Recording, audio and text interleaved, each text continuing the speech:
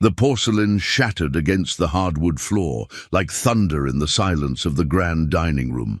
20-year-old Clara Brennan froze, her trembling hands still extended where the master's finest china plate had slipped from her grasp. The sound seemed to echo forever in the cavernous space, each fragment catching the afternoon light as it scattered across the polished floor.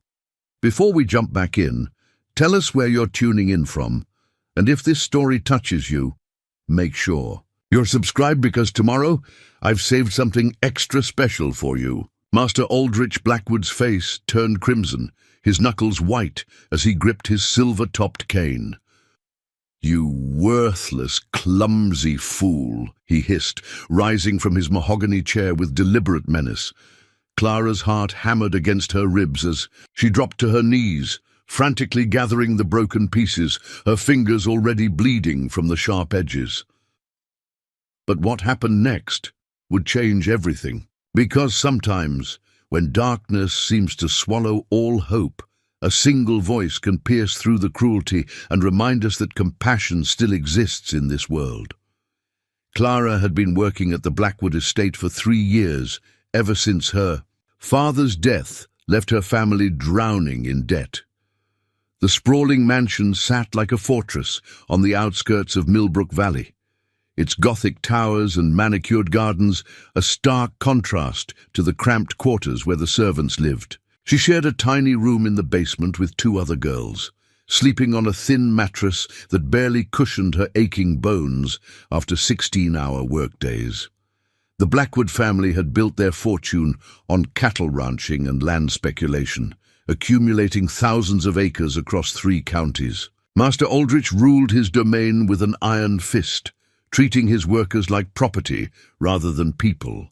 His wife, Constance, was no better, a woman whose beauty had long since been replaced by bitterness and cruelty. Their son, Theodore, was away at university, leaving the estate under his father's absolute control. Clara's days began before dawn, when she would slip quietly from her bed to begin preparing breakfast for the family. She scrubbed floors until her hands were raw, polished silver until her reflection stared back from every surface, and served meals with the invisible grace expected of good help. The other servants whispered warnings about Master Blackwood's temper, sharing stories of workers who had vanished overnight for minor infractions. On that fateful Tuesday morning, Clara had been carrying the breakfast service up the narrow servant stairs when she heard shouting from the kitchen. Cook Maria Santos was arguing with the head butler, Winston Crawford, about missing supplies. The distraction caused Clara to hesitate at the top of the stairs, shifting her grip on the heavy silver tray laden with the master's favorite Wedgwood china. The dining room was a monument to the Blackwood wealth. Oil paintings of stern ancestors gazed down from gilded frames. Crystal chandeliers cast rainbow patterns across burgundy wallpaper, and the massive oak table could seat 20 guests. Master Blackwood sat at the head, reading his morning paper with the same scowl he wore for everything that displeased him. At 55, he was a mountain of a man with silver hair and cold grey eyes that seemed to look through people rather than at them. Clara had served him countless times before, always managing to maintain the perfect balance of efficiency and invisibility that kept her safe. But this morning felt different. Maybe it was the argument she'd overheard, or the letter from home that had arrived the previous evening with news of her mother's worsening illness. Whatever the reason, when she leaned forward to place the plate of eggs Benedict before him, her usually steady hands betrayed her. The plate slipped from her fingers, as if in slow motion. She watched helplessly as it tumbled toward the floor, taking with it Master Blackwood's breakfast and her sense of safety. The crash seemed to shake the very foundations of the house, followed by a silence so complete that Clara could hear her own heartbeat thundering in her ears. Master Blackwood's reaction was swift and terrible. He shot to his feet, his chair scraping against the floor with a sound like fingernails on slate. His face cycled through shades of red before settling on a deep purple that made the veins in his temples bulge. 3 years, he said. his voice low and dangerous. 3 years, I've tolerated your presence in my house, and this is how you repay my generosity. Clara remained on her knees, still gathering the broken pieces with bleeding fingers. Please, Master Blackwood, I'm so sorry. It was an accident, I swear. Accident. He stepped closer, his polished leather boots crunching on the scattered porcelain. That plate belonged to my grandmother. It was irreplaceable. His cane whistled through the air, catching Clara across the shoulders and sending her sprawling.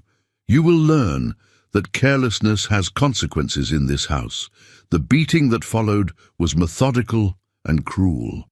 Master Blackwood used his cane like a weapon, each blow calculated to cause maximum pain without leaving marks that would be visible to outsiders. Clara curled into herself, trying to protect her head and stomach while he rained down punishment for her transgression. Between strikes, he delivered a steady stream of insults, calling her worthless, stupid, and ungrateful. You think you deserve kindness? He panted, pausing to catch his breath. You think your pathetic family's circumstances entitle you to my pity. You're nothing but a servant, and servants who can't do their jobs don't deserve to eat. He grabbed her by the hair, forcing her to look at him. You'll go without meals for 3 days, and you'll scrub every floor in this house until they shine. Maybe then you'll remember your place. As Master Blackwood raised his cane for another strike, the massive front door burst open. The sound of heavy boots echoed through the foyer, followed by a voice that seemed to fill the entire house with its quiet authority. Aldrich, what in God's name is going on here? The man who strode into the dining room was tall and lean, with sun-weathered skin and hands that spoke of honest work. His brown hair was streaked with premature grey, and his blue eyes held a mixture of compassion and steel that made even Master Blackwood pause. This was Samuel Rivers, owner of the neighbouring ranch, and one of the few men in the county who wasn't intimidated by the Blackwood name. Samuel took in the scene with a single glance. Clara huddled on the floor among the broken china, blood seeping through her torn dress, and Master Blackwood standing over her with his cane raised, his jaw tightened, and when he spoke again, his voice carried the weight of absolute certainty. Put that down, Aldrich. Now. Master Blackwood's face flushed with fresh anger. This is my house, Rivers. How I discipline my servants is none of your concern. Discipline. Samuel's voice remained calm, but Clara could see the muscles in his jaw working. You call beating a young woman for dropping a plate discipline? That's not discipline, Aldrich. That's cruelty, and I won't stand by and watch it. He moved toward Clara, but Master Blackwood blocked his path. She's my property, Rivers. I paid good money to her family, and she'll work off every penny of their debt.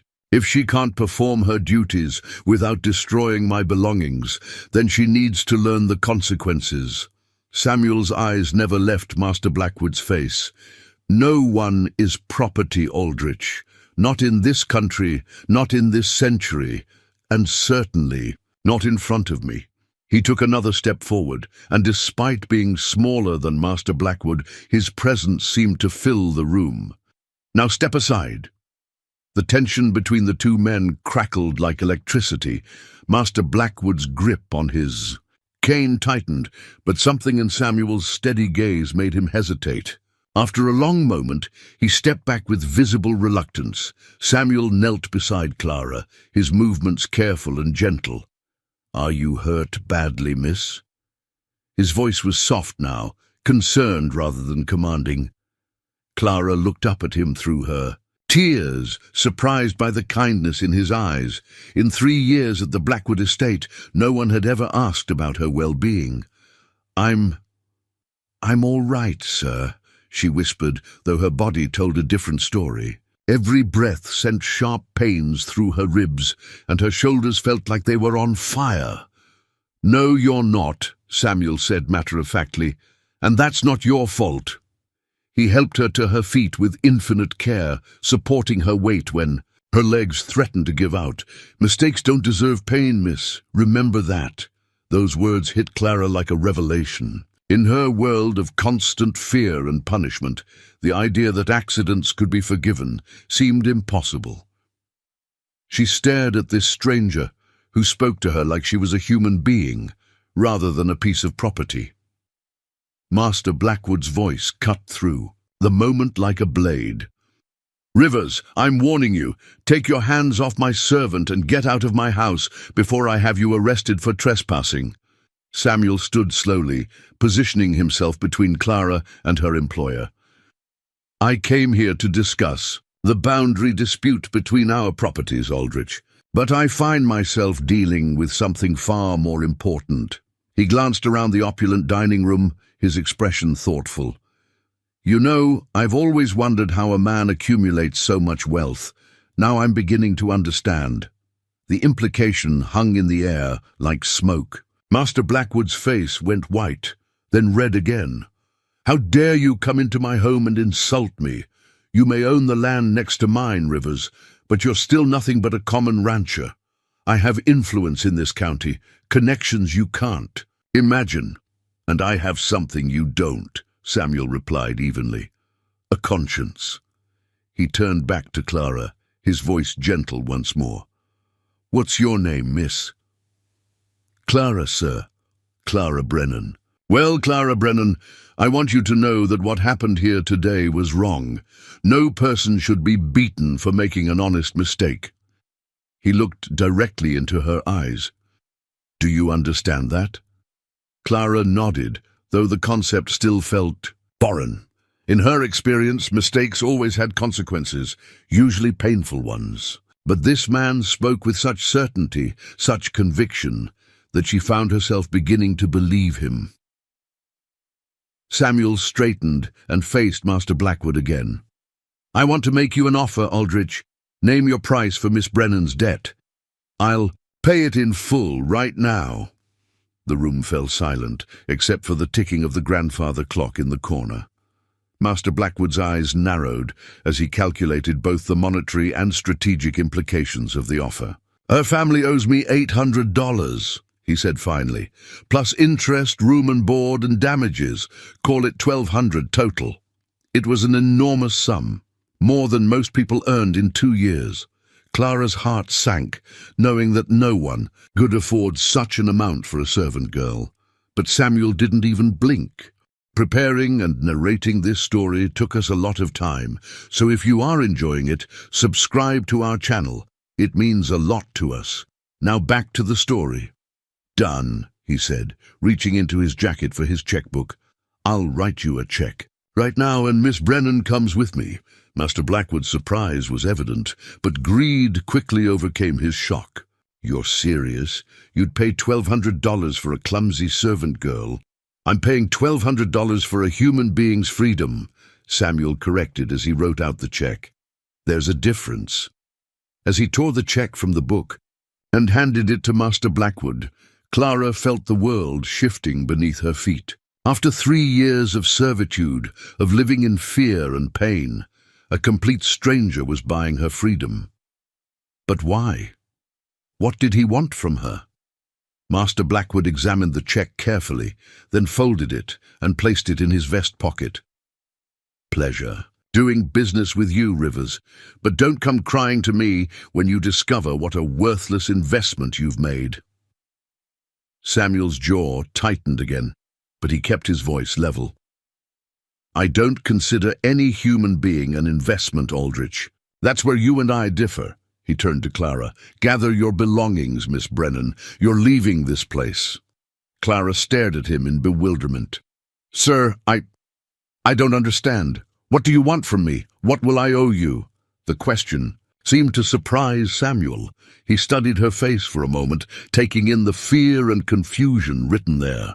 "You won't owe me anything, Miss Brennan. No one should have to buy their way to basic human dignity.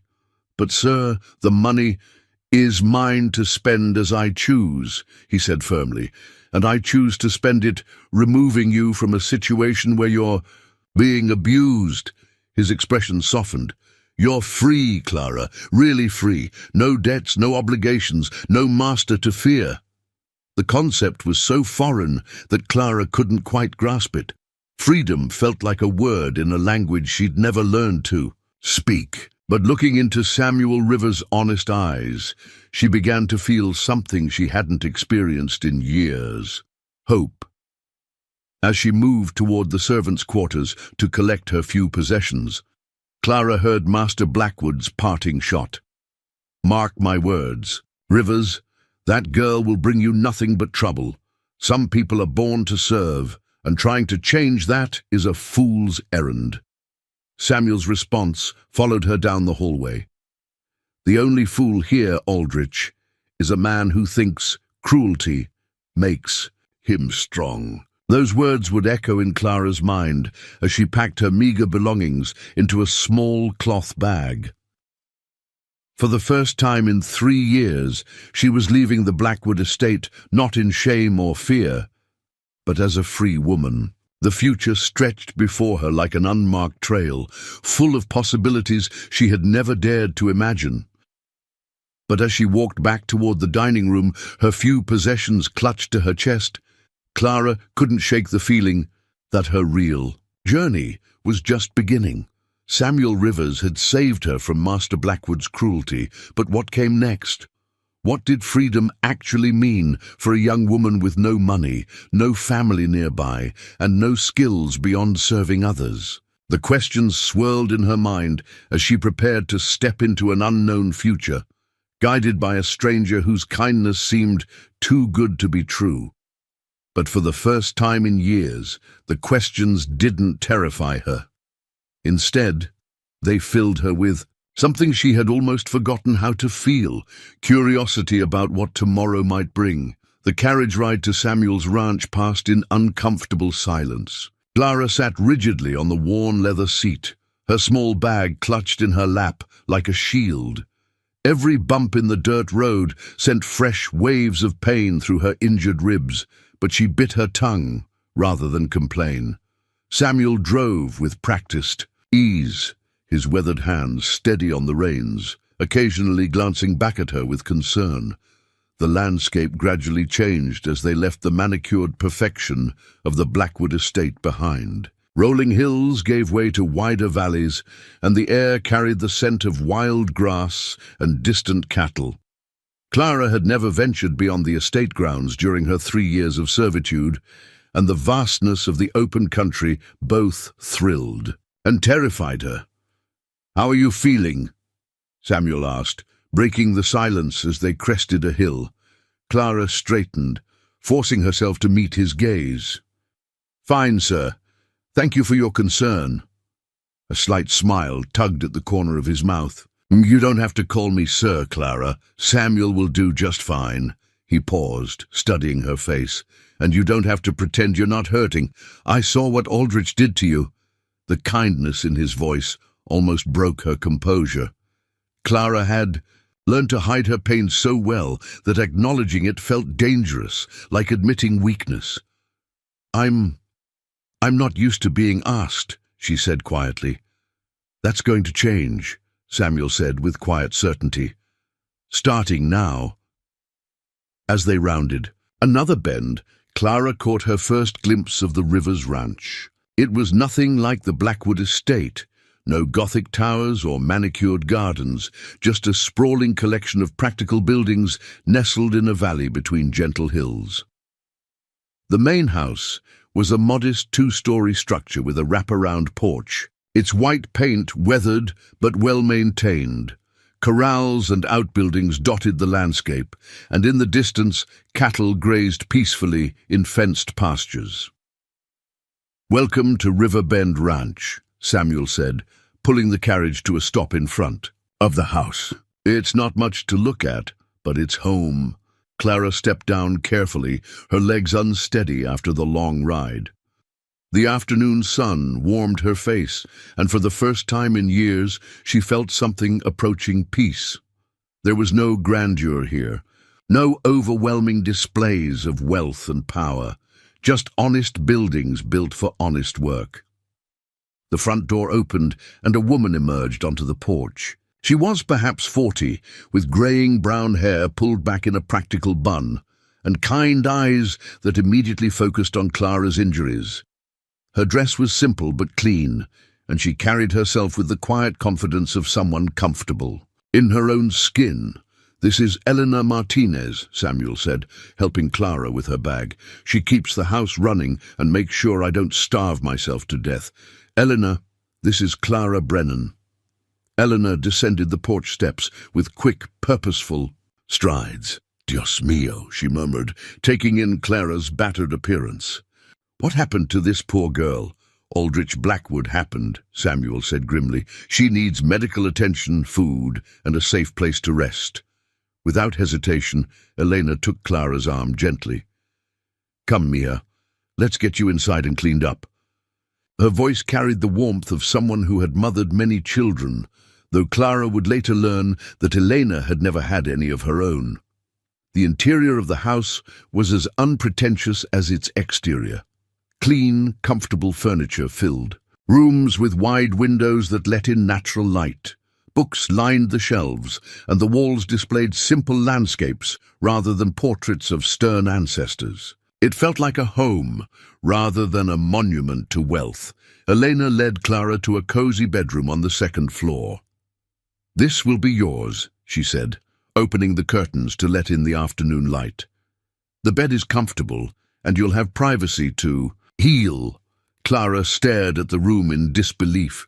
It was larger than the basement space she'd shared with two other girls, with a real bed covered in a colorful quilt. A washstand stood in one corner, and a small desk by the window looked out over the ranch's peaceful landscape. "I don't understand," Clara said, her voice barely above a whisper. "This is too much. I can't pay for this." Elena's expression softened.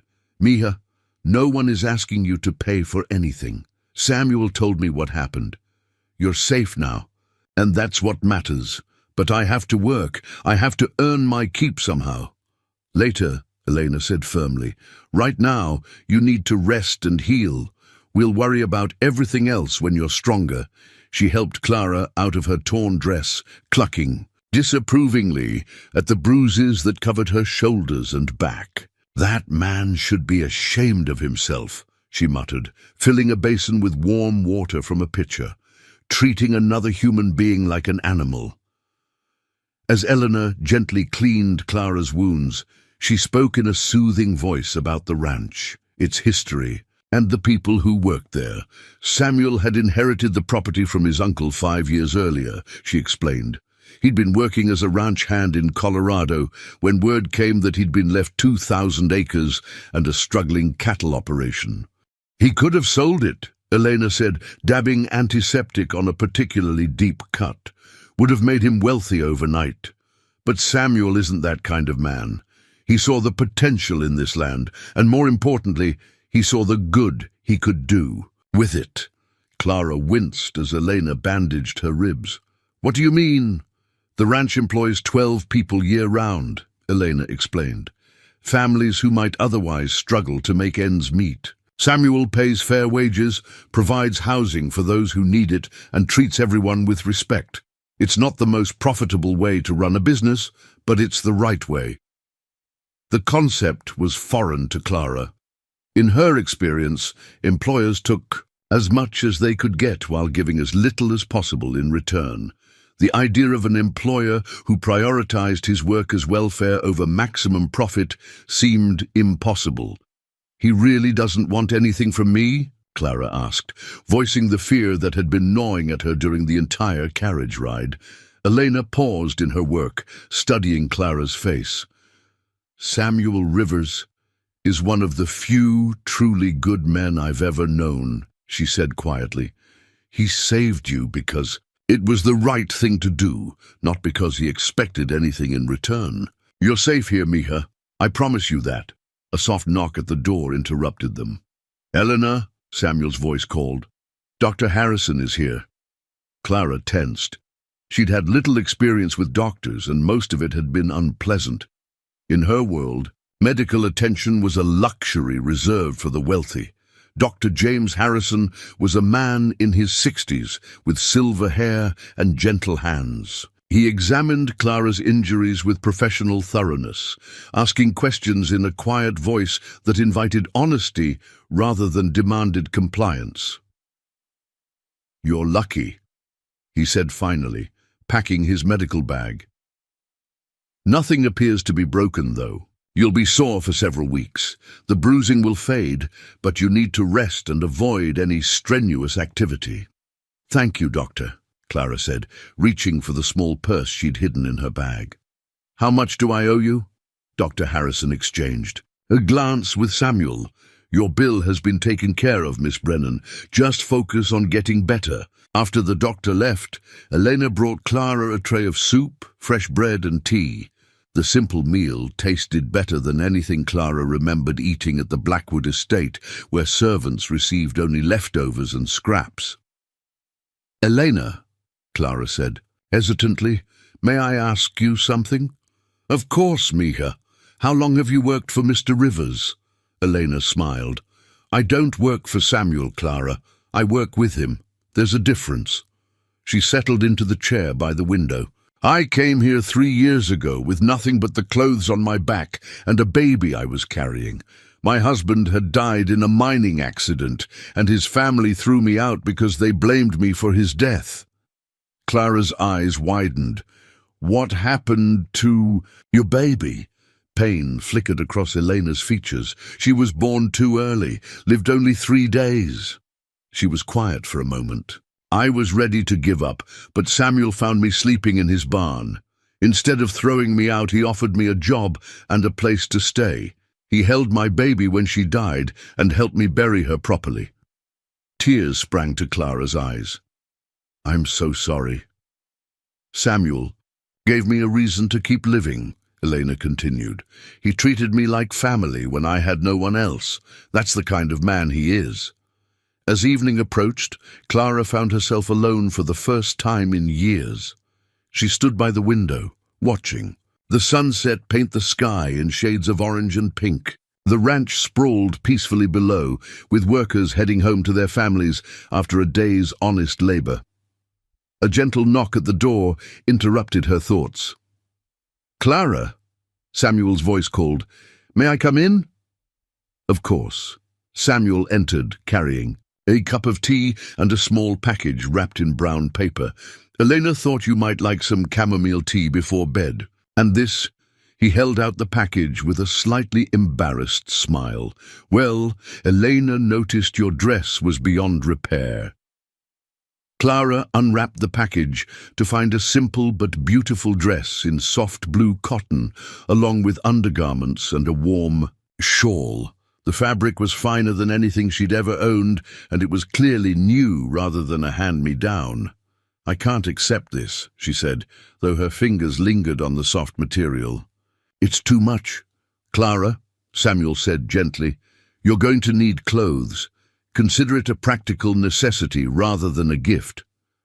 "But the money you've already spent is mine to spend as I choose," he interrupted, echoing his earlier words. "And I choose to spend it helping someone who needs it." Clara looked up at him, searching his face for some sign of the hidden agenda she'd been taught to expect from men in positions of power. But Samuel's expression held only genuine concern and kindness. "Why?" she asked finally. "Why are you being so kind to me? You don't even know me." Samuel was quiet for a long moment, staring out the window at the darkening sky. "5 years ago, I was working on a ranch in Colorado," he said finally. "The owner was a lot like Aldrich Blackwood, cruel, demanding, treated his workers like property.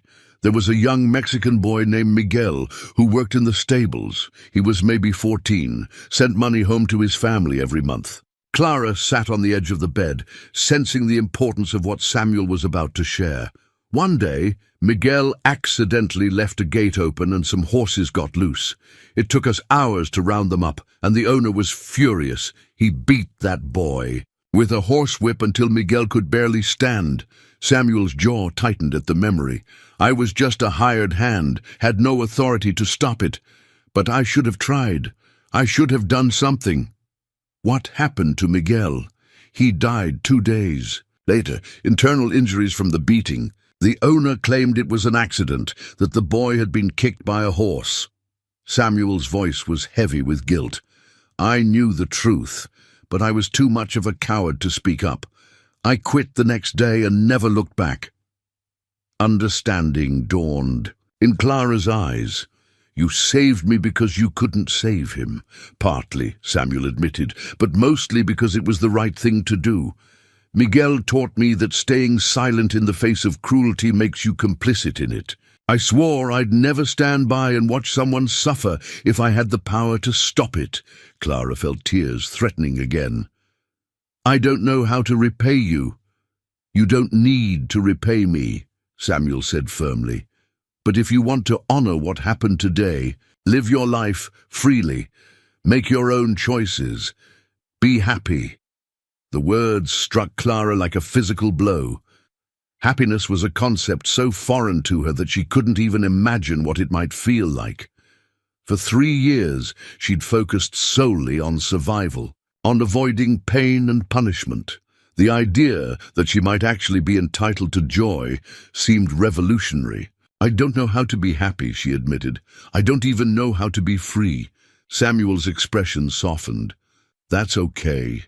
You'll learn, and you'll have help. From you, from everyone here. Elena, the ranch hands, the other families. We're not just employees, Clara. We're a community. We look out for each other. As if summoned by his words, Elena appeared in the doorway with fresh linens. How are you feeling, mija? Better, Clara said, and was surprised to realize it was true. The physical pain remained, but the crushing weight of fear and despair that had pressed down on her for years was beginning to lift. Good, Eleanor said, bustling around the room to make Clara more comfortable. Tomorrow we'll start teaching you what freedom looks like, but tonight you rest. After they left, Clara lay in the soft bed, staring up at the ceiling. Through the open window, she could hear the gentle sounds of the ranch settling down for the night. Cattle lowing softly in the distance, the murmur of voices from the workers' quarters, the rustle of wind through the trees. For the first time, in 3 years, Clara fell asleep without fear. No one would wake her before dawn with harsh commands. No one would beat her for being too slow or too clumsy. No one would remind her that she was worthless, that she deserved nothing better than scraps and cruelty.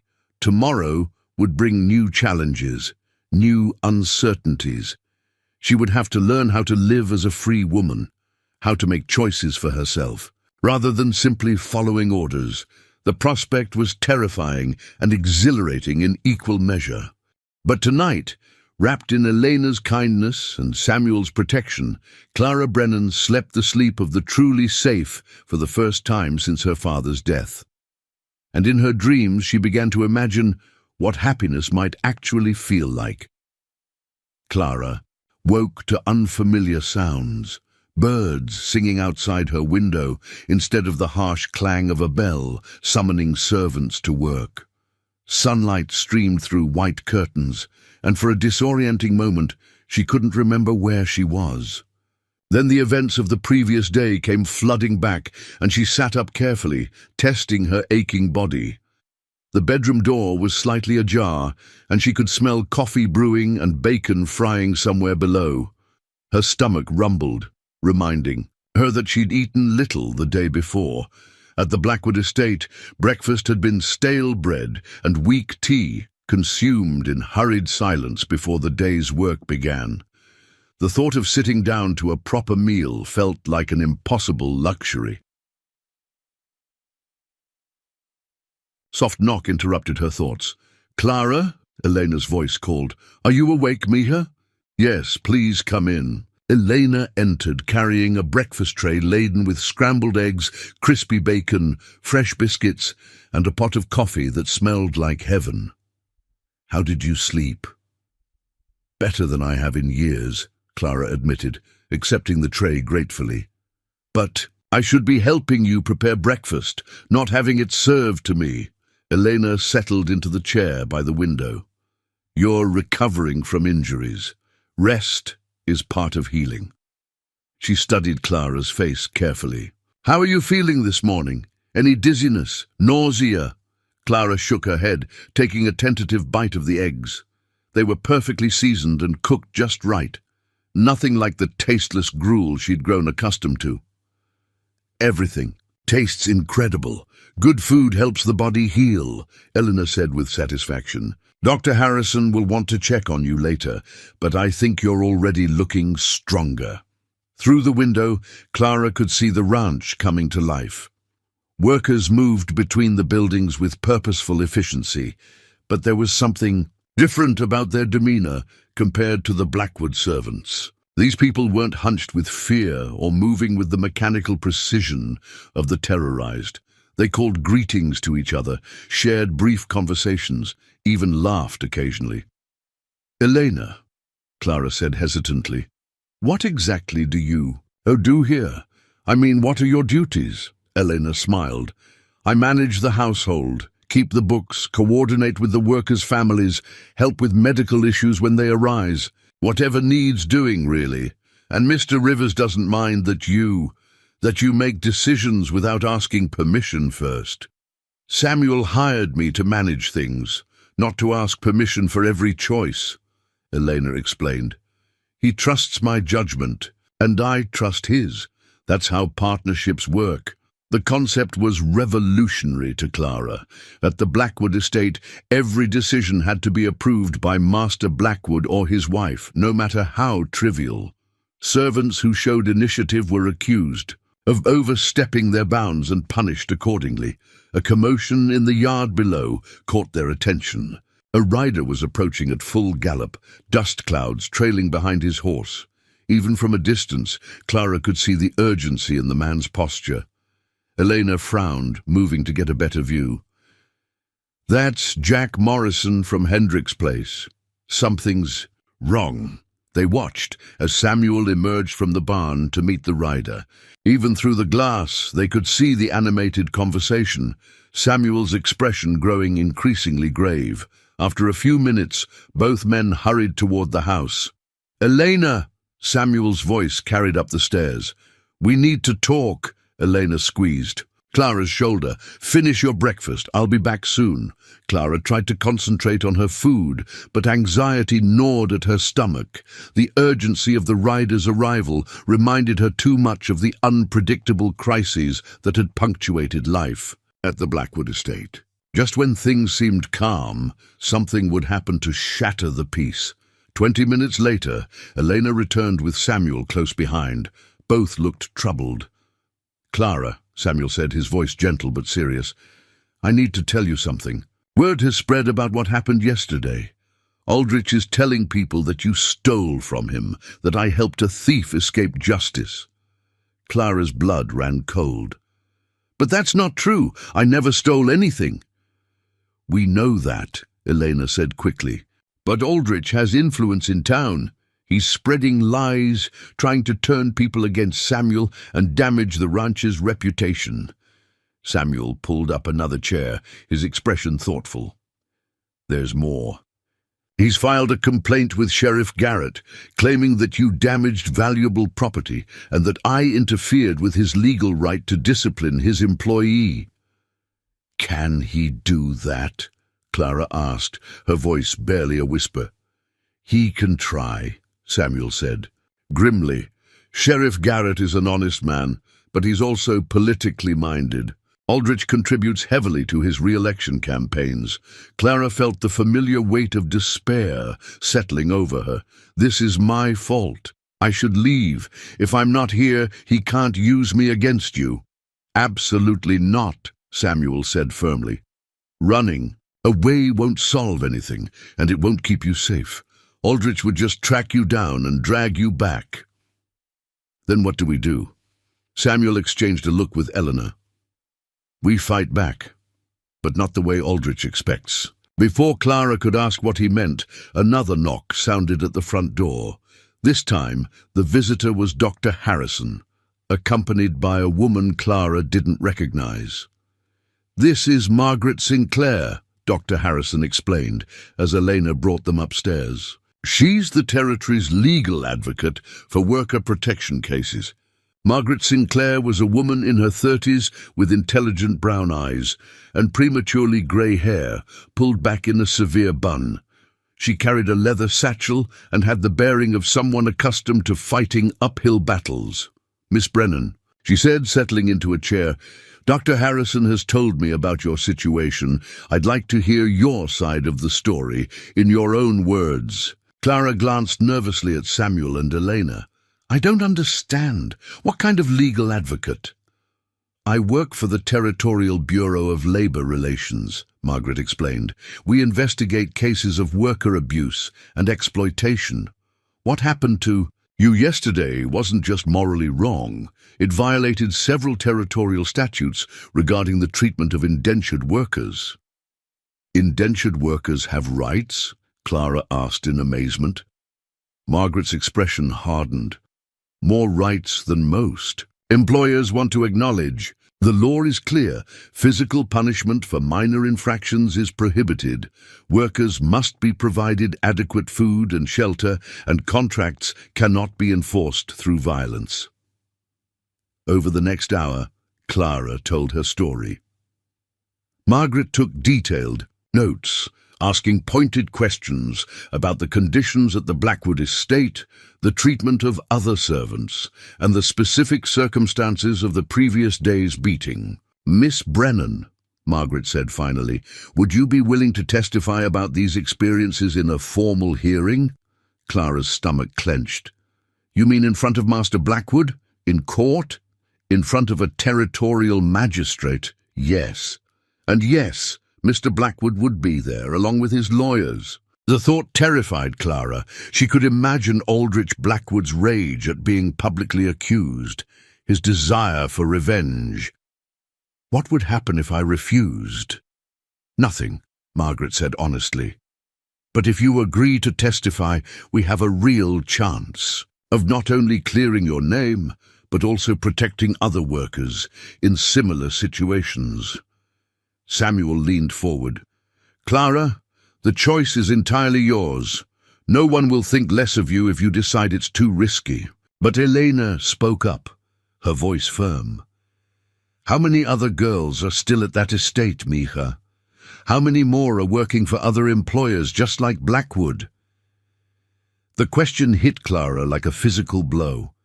She thought of Maria Santos in the kitchen, of the two girls who shared her cramped basement room, of all the workers who lived in constant fear of their employer's temper. "If I testify," Clara said slowly, "what happens to Mr. Rivers? Aldrich Blackwood is powerful. He could destroy the ranch." Margaret exchanged a glance with Samuel. "Actually, that's where things get interesting. We've been building a case against several large employers in this territory for months. Mr. Blackwood's complaint against you yesterday, it might have just given us the legal opening we needed." She opened her satchel and pulled out a thick folder. "We have documented complaints against the Blackwood estate going back 3 years. Workers who died under suspicious circumstances, families driven into debt by inflated charges for room and board, evidence of wage theft and contract manipulation." Clara stared at the folder. Other people tried to speak out. A few brave souls. Yes, but they were individual complaints, easy to dismiss or cover up. Your case is different because Samuel's intervention created witnesses, because Dr. Harrison documented your injuries, and because Mr. Blackwood's own public statements about the incident can be used against him. Samuel stood and walked to the window, his hands clasped behind his back. "Margaret, what are the real chances of success with Clara's testimony? Better than 50-50. Without it, we're looking at another case that gets buried in paperwork and political maneuvering." The room fell silent as everyone waited for Clara's decision. She could feel the weight of their expectations, but more than that, she could feel the weight of responsibility for all the workers still trapped in situations like the one she'd escaped. "There's something else you should know," Dr. Harrison said quietly. I examined 3 other workers from various estates in the past month. All showed signs of malnutrition and physical abuse. This isn't just about you, Miss Brennan. It's about a pattern of systematic exploitation. Clara closed her eyes, trying to summon courage she wasn't sure she possessed. The thought of facing Aldrich Blackwood in court made her feel sick with terror. But the thought of other young women enduring what she'd endured was even worse. If I testify, she said finally, what happens afterward? Where do I go? What do I do? That's up to you, Samuel said, turning from the window. You're welcome to stay here as long as you want, with no obligations or expectations. Or Elena knows people in other territories who might offer opportunities. You have choices now, Clara. Real choices, Margaret added. If our case is successful, there will likely be financial settlements. You wouldn't be wealthy, but you'd have enough to start fresh wherever you choose. Clara thought about the basement room she'd shared, the 16-hour workdays, the constant fear of saying or doing the wrong thing. Then she thought about Miguel, the boy Samuel had told her about, who had died because no one was brave enough to speak the truth. I'll do it, she said, her voice stronger than she felt. I'll testify. Margaret smiled, the first genuine smile Clara had seen from her. Good. We'll need to prepare extensively. Mr. Blackwood will have expensive lawyers who will try to discredit you, to make you seem unreliable or dishonest. What do you mean? They'll question your character, your motives, your memory of events. They'll try to paint you as an ungrateful servant who's lying for revenge or money. Margaret's expression was serious. It won't be pleasant, Clara.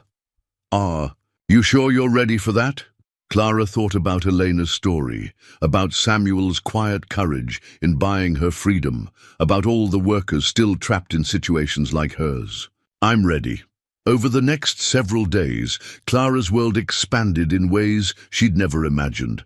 Margaret visited daily, helping her prepare testimony and explaining the legal process. Samuel introduced her to the ranch hands and their families, people who welcomed her with the same warmth they showed each other.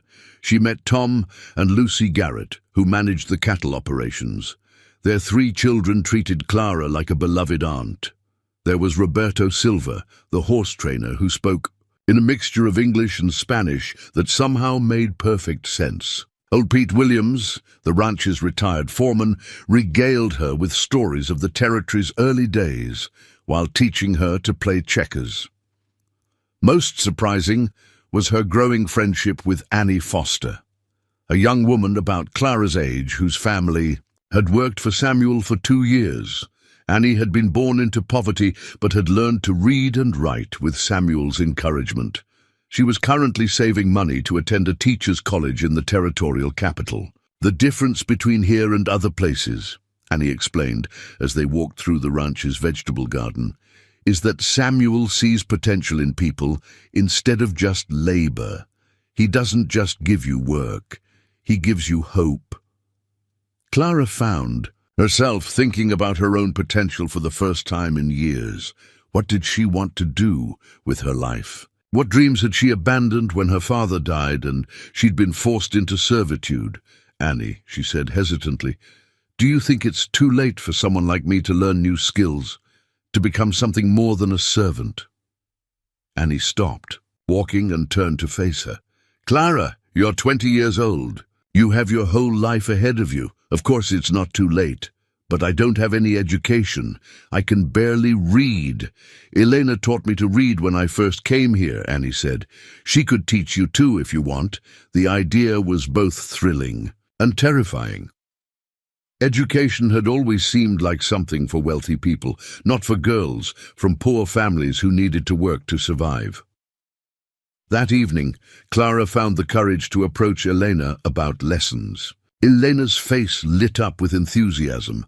Of course, Mija. We'll start tomorrow morning. You'll be reading books before you know it. As Clara prepared for bed that night, she reflected on how much her life had changed in just a few days. She was no longer just surviving. She was beginning to live. The terror of the upcoming court case remained, but it was balanced by a growing sense of purpose and possibility. Standing at her bedroom window, she looked out over the ranch that had become her sanctuary.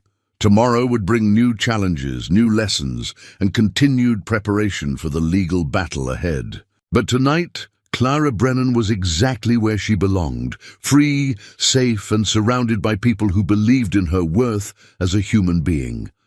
The girl who had cowered on the Blackwood dining room floor was still part of her, but she was no longer the whole story. Clara was becoming someone new, someone stronger, someone who could face Aldrich Blackwood in court and tell the truth without flinching. The transformation wasn't complete yet, but it had begun. And that was enough for now. 3 weeks had passed since Clara's arrival at Riverbend Ranch, and the territorial courthouse in Cedar Falls bustled with unusual activity. Word of the Blackwood case had spread throughout the territory, drawing spectators, journalists, and curious onlookers from neighboring counties. The morning air crackled with tension as carriages and horses crowded the courthouse square. Clara sat in a small anteroom adjacent to the main courtroom, her hands trembling, despite Elena's steadying presence beside her. Through the thin walls, she could hear the murmur of voices as the gallery filled. Margaret Sinclair had warned her that the case would attract attention, but the reality was overwhelming. "Remember," Margaret said, reviewing her notes one final time. "Answer only what you're asked. Don't volunteer extra information. If you don't understand a question, ask for clarification." And Clara, she looked up with serious eyes. "Tell the truth, even when it's painful, especially when it's painful." Samuel knocked softly and entered, carrying a cup of chamomile tea. "How are you feeling?" "Terrified," Clara admitted, accepting the warm cup gratefully. "What if I forget something important? What if I say the wrong thing?" "You're going to be fine," Eleanor said firmly. "You know what happened to you. No one can change that truth, no matter how hard they try." Through the window, Clara could see a familiar black carriage pulling up to the courthouse. Her stomach lurched as Aldrich Blackwood stepped out, resplendent in an expensive suit and silk top hat. Behind him emerged his wife Constance, and a man Clara didn't recognize, presumably one of his high-priced lawyers from the territorial capital. Even from a distance, Blackwood's presence commanded attention. He moved with the confidence of a man accustomed to getting his way, nodding to supporters and speaking briefly with reporters. Clara noticed how people stepped aside to let him pass, their deference automatic and complete. "He looks so powerful," Clara whispered. "Power built on fear isn't real power," Samuel said quietly. "Real power comes from justice, from truth, and today the truth gets its day in court."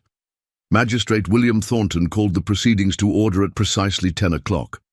The courtroom was packed beyond capacity, with people standing along the walls and crowding near the windows. Clara had never seen so many faces turned toward a single focal point, all waiting to hear her story. Blackwood's lead attorney, Harrison Whitmore, was a silver-haired man with cold blue eyes and a reputation for destroying witnesses on cross-examination. He'd traveled from the territorial capital specifically for this case, and his presence alone demonstrated how seriously the Blackwood family was taking the charges. Margaret began with her opening statement, painting a picture of systematic abuse and exploitation that extended far beyond Clara's individual experience. She spoke of the broader pattern of worker mistreatment, the culture of fear that pervaded estates throughout the territory, and the urgent need for justice. "Ladies and gentlemen," Margaret said, her voice carrying clearly through the packed courtroom, "this case is about more than one young woman's suffering. It's about whether we, as a civilized society, will tolerate the systematic brutalization of our most vulnerable citizens."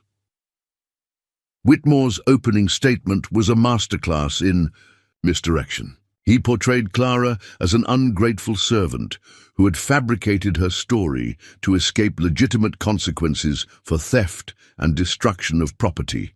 He painted Samuel as a naive do-gooder whose interference had prevented proper justice and suggested that the entire case was a politically motivated attack on successful businessmen.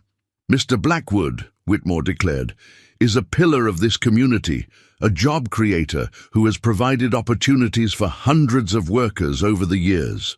He is being persecuted for the simple act of maintaining discipline in his household, discipline that was both necessary and legally justified." When Clara's name was called, her legs felt like water. The walk from the anteroom to the witness stand seemed to take forever, with hundreds of eyes tracking her movement. She could feel Blackwood's gaze boring into her, cold and predatory. Magistrate. Thornton was a man in his 50s with kind eyes and a reputation for fairness. "Please state your name for the record," he said gently. "Clara Elizabeth Brennan," she said, her voice barely above a whisper. "Please speak up, Miss Brennan. The court needs to hear your testimony clearly." Clara cleared her throat and tried again. "Clara Elizabeth Brennan."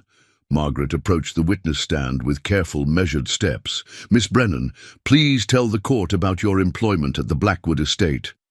For the next hour, Clara recounted her story. She described the death of her father, her family's desperate financial situation, and the contract that had bound her to 3 years of service. She spoke of the basement room, the 16-hour workdays, the constant fear that permeated every aspect of life at the estate. "Did you ever witness other workers being physically punished?" Margaret asked. "Yes," Clara said, her voice growing stronger as she found her rhythm. "Cook Maria was beaten with a wooden spoon for oversalting soup. One of the stable boys was whipped for letting a horse get loose. The punishments happened regularly." "Please, describe the events of Tuesday, March 15th, the day you dropped Master Blackwood's plate." Clara closed her eyes briefly, then opened them and looked directly at the magistrate.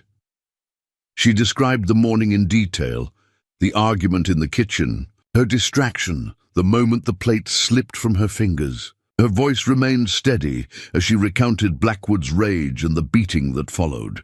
"He used his cane," she said, demonstrating the motion. "He struck me across the shoulders, my back, my arms. He said I was worthless, that I didn't deserve to eat. He was going to deny me food for 3 days. What happened next? Mr. Rivers arrived. He told Master Blackwood to stop, said that mistakes don't deserve pain." Clara's voice softened with gratitude. "He offered to pay my debt, to buy my freedom." Margaret nodded. "How much was your family's debt to Mr. Blackwood?" "He claimed it was $1,200, including interest and penalties." A murmur ran through the courtroom. $1,200 was an enormous sum, more than most workers earned in several years. "Did you steal this plate, Miss Brennan?" "No, I did not. It was an accident. Had you ever stolen anything from the Blackwood estate?" "No, never." Margaret concluded her direct examination, and Clara braced herself for what everyone knew would come next. Harrison Whitmore approached the witness stand like a predator circling wounded prey. "Miss Brennan," he began, his voice smooth and dangerous, "you've painted quite a picture of yourself as an innocent victim. But let's examine the facts, shall we?" For the next 2 hours, Whitmore subjected Clara to a relentless cross-examination designed to destroy her credibility. He questioned her memory, her motives, her character. He suggested she was lying for money, for revenge, for attention. "Isn't it true, Miss Brennan, that you had been planning to leave the Blackwood estate for months?" "No, that's not true." "Isn't it true that you deliberately broke that plate to create a dramatic scene?" "Absolutely not." "Isn't it true that you had been stealing small items from the estate and selling them in town?" "No, I never stole anything." Whitmore produced a ledger, claiming it showed discrepancies in household inventory that coincided with Clara's employment. Margaret objected repeatedly, pointing out that the ledger had no verified connection to Clara, but the damage was done. Doubt had been planted in some minds. "Miss Brennan," Whitmore continued, "how much money did Mr. Rivers promise you for testifying today?" "He didn't promise me anything." "Come now, surely a man doesn't pay $1,200 for a stranger without expecting something in return." Clara felt heat rising in her cheeks. "Mr. Rivers helped me because it was the right thing to do. He didn't ask for anything." "How convenient. And I suppose you expect this court to believe that you're testifying purely out of civic duty?" "I'm testifying because what happened to me was wrong, and it's still happening to other people." Whitmore's expression became openly contemptuous. "Other people?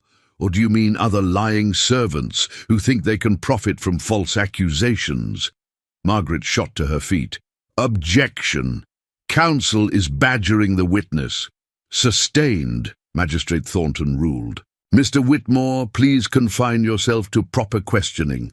But Whitmore had achieved his goal. He'd painted Clara as a mercenary liar, motivated by greed rather than justice. As she left the witness stand, Clara felt drained and humiliated, certain that she'd failed to convince anyone of the truth. During the lunch recess, Margaret found Clara crying in the anteroom. "I ruined everything," Clara sobbed. "He made me sound like a liar and a thief." "No, you didn't ruin anything," Margaret said firmly. "Whitmore's tactics were predictable. He can't change what actually happened to you, so he's trying to make the jury doubt your character. But we have more witnesses, more evidence." The afternoon brought Dr. Harrison to the stand, his medical testimony providing clinical support for Clara's account of her injuries. Roberto Silva testified about the culture of fear at neighboring estates. Margaret even called several former Blackwood workers who had managed to escape their contracts, each telling similar stories of abuse and exploitation. But the most powerful testimony came from an unexpected source. As the day was winding down, a commotion arose in the gallery. A young man in work clothes was pushing through the crowd, calling out, "I need to testify. I have to tell the truth." Magistrate Thornton called for order as the young man approached the bench. "Your Honor, my name is David Chen. I work at the Blackwood estate, and I saw what happened to Miss Brennan. I saw everything." Margaret and Whitmore both requested immediate conferences with the magistrate. After 20 minutes of heated discussion, Thornton ruled that David could testify as a rebuttal witness.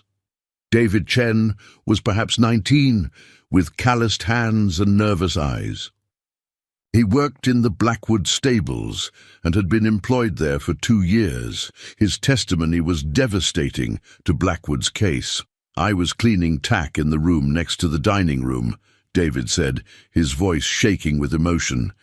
"I heard the plate break," heard Master Blackwood shouting. "I looked through the service door and saw him beating Miss Clara with his cane." "What exactly did you see?" Margaret asked. "He hit her maybe 15, 20 times. She was on the ground trying to protect herself. He was calling her names, saying she was worthless." David's voice broke. "When Mr. Rivers came in and stopped it, I thought maybe someone finally had the courage to stand up to him." Whitmore tried to discredit David on cross-examination, suggesting he was lying to protect his job prospects. But David's testimony had the ring of truth, and his obvious terror at testifying against his employer only made him more credible. "Are you afraid of what might happen to you for testifying today?" Margaret asked on redirect. "Yes," David admitted. "Master Blackwood will probably fire me, maybe worse, but I couldn't stay quiet anymore. What he did to Miss Clara was wrong, and somebody needed to say so." As the court day ended, Clara felt a mixture of exhaustion and hope. David's courage in coming forward had transformed the case, providing independent corroboration of her account. But she knew the real test would come tomorrow when Aldrich Blackwood himself took the stand. That evening, back at Riverbend Ranch, the household gathered for dinner with unusual solemnity. Clara picked at her food, her mind replaying every moment of the day's testimony. "You did well today," Samuel said quietly. "I know it was difficult, but you told the truth with dignity." "David Chen risked everything to support you," Elena added. "That says something about the kind of person you are, Miha. People don't put themselves in danger for someone they don't believe in." Clara looked around the table at the faces of people who had become her family. Whatever happened tomorrow, whatever the magistrate decided, she was no longer the terrified girl who had cowered on the Blackwood dining room floor. She was Clara Brennan, and she had found her voice. Tomorrow, Aldrich, Blackwood would have his chance to tell his version of events. But tonight, Clara slept peacefully, knowing that she had spoken the truth and that the truth, whatever its consequences, was always worth defending. The second day of the trial dawned grey and overcast, matching the somber mood that had settled over Cedar Falls. News of David Chen's testimony had spread through the territory overnight, and an even larger crowd gathered outside the courthouse. Clara noticed the changed atmosphere immediately. Where yesterday's crowd had been curious and divided, today's spectators seemed unified in their anticipation of justice. Inside the courthouse, Aldrich Blackwood sat ramrod straight at the defendant's table, his expensive suit impeccable despite the circumstances. But Clara, who had learned to read the subtle signs of his moods during her years of servitude, could see the cracks in his composure. His jaw was clenched tighter than usual, and his hands gripped his cane with white-knuckled intensity. Harrison. Whitmore called his first witness, Theodore Blackwood, Aldrich's son, who had returned from university specifically to testify on his father's behalf. Theodore was 25. Tall and handsome in the way that money could polish, but there was something weak about his chin and uncertain about his eyes. "Mr. Blackwood," Whitmore began, "how would you characterize your father's treatment of the workers on your family estate?" "Fair and just," Theodore replied, his voice carrying the practiced confidence of privilege. "My father provides employment for dozens of families. He's always been firm but reasonable in his expectations." "Have you ever witnessed your father physically assault a worker?" "Never. My father believes in discipline, but he's not a violent man." Margaret's cross-examination was swift and surgical. "Mr. Blackwood, when was the last time you spent more than a weekend at the family estate?" Theodore shifted uncomfortably. "Well, I've been at university for the past 4 years. So you haven't actually witnessed your father's day-to-day interactions with workers recently?" "Not recently, no, but thank you, no further questions." The brevity of Margaret's cross-examination spoke volumes. Theodore's testimony carried little weight since he hadn't been present to witness anything relevant to the case. Whitmore then called a parade of character witnesses, businessmen from town who spoke glowingly of Aldrich Blackwood's contributions to the community, his charitable donations, his role in local economic development. Each painted a picture of a respected citizen who couldn't possibly be guilty of the charges against him. But Margaret's cross-examinations revealed the hollow nature of their testimonials. None had ever visited the estate's worker quarters. None had first-hand knowledge of how Blackwood treated his employees. Their testimony was based on public persona rather than private behavior. The tension in the courtroom reached its peak when Magistrate Thornton called for the day's final witness. "The court calls Aldrich Blackwood." A hush fell over the packed gallery as Blackwood rose from his seat. Even approaching 60, he cut an imposing figure, tall, broad-shouldered, with silver hair and the bearing of a man accustomed to command. He moved to the witness stand with deliberate dignity, his every gesture calculated to project authority and respectability. Whitmore's direct examination was a masterclass in image rehabilitation. Blackwood spoke eloquently about his family's 3 generations of service to the territory, their role in developing the local economy, their commitment to providing employment opportunities for those less fortunate. "Mr. Blackwood," Whitmore asked, "please tell the court about your relationship with your workers." "I've always prided myself on being a fair but firm employer," Blackwood replied, his voice resonating with practiced sincerity. "The people who work for me are provided with housing, food, medical care when needed, and steady employment. In return, I expect competence and reliability." "Do you recall the incident involving Miss Brennan and the broken plate?" Blackwood's expression grew, appropriately grave. "I do. It was deeply disappointing. The plate she destroyed was a family heirloom, irreplaceable. More concerning was her attitude. She showed no remorse, no understanding of the value of what she had broken." Clara felt her stomach clench. Even under oath, Blackwood was twisting the truth, making her sound callous and ungrateful.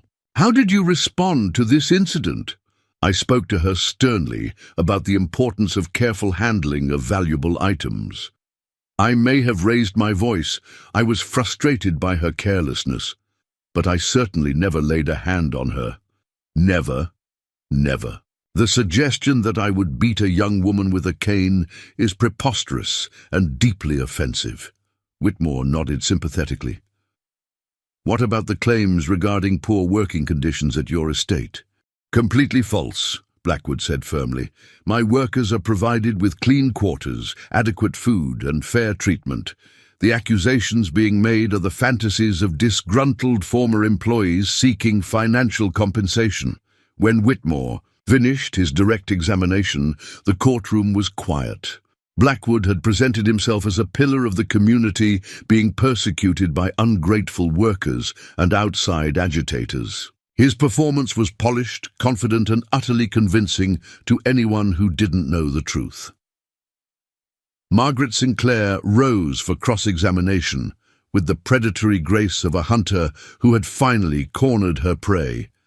She had spent weeks preparing for this moment, and Clara could see the steel in her eyes. "Mr. Blackwood," Margaret began conversationally, "you testified that you provide medical care for your workers when needed. Who is the doctor you typically call for worker injuries?" Blackwood hesitated.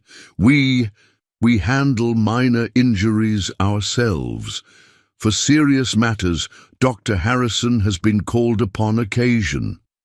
"How often would you say Dr. Harrison has been called to treat injured workers at your estate?" "I couldn't say exactly. Not often." Margaret consulted her notes. "Dr. Harrison's records show he's been called to your estate 17 times in the past 3 years to treat worker injuries. Does that seem consistent with your testimony about providing a safe workplace?" Whitmore objected, but Magistrate Thornton allowed the question. Blackwood's composure slipped slightly. "Some people are naturally accident-prone." "Accident-prone," Margaret repeated.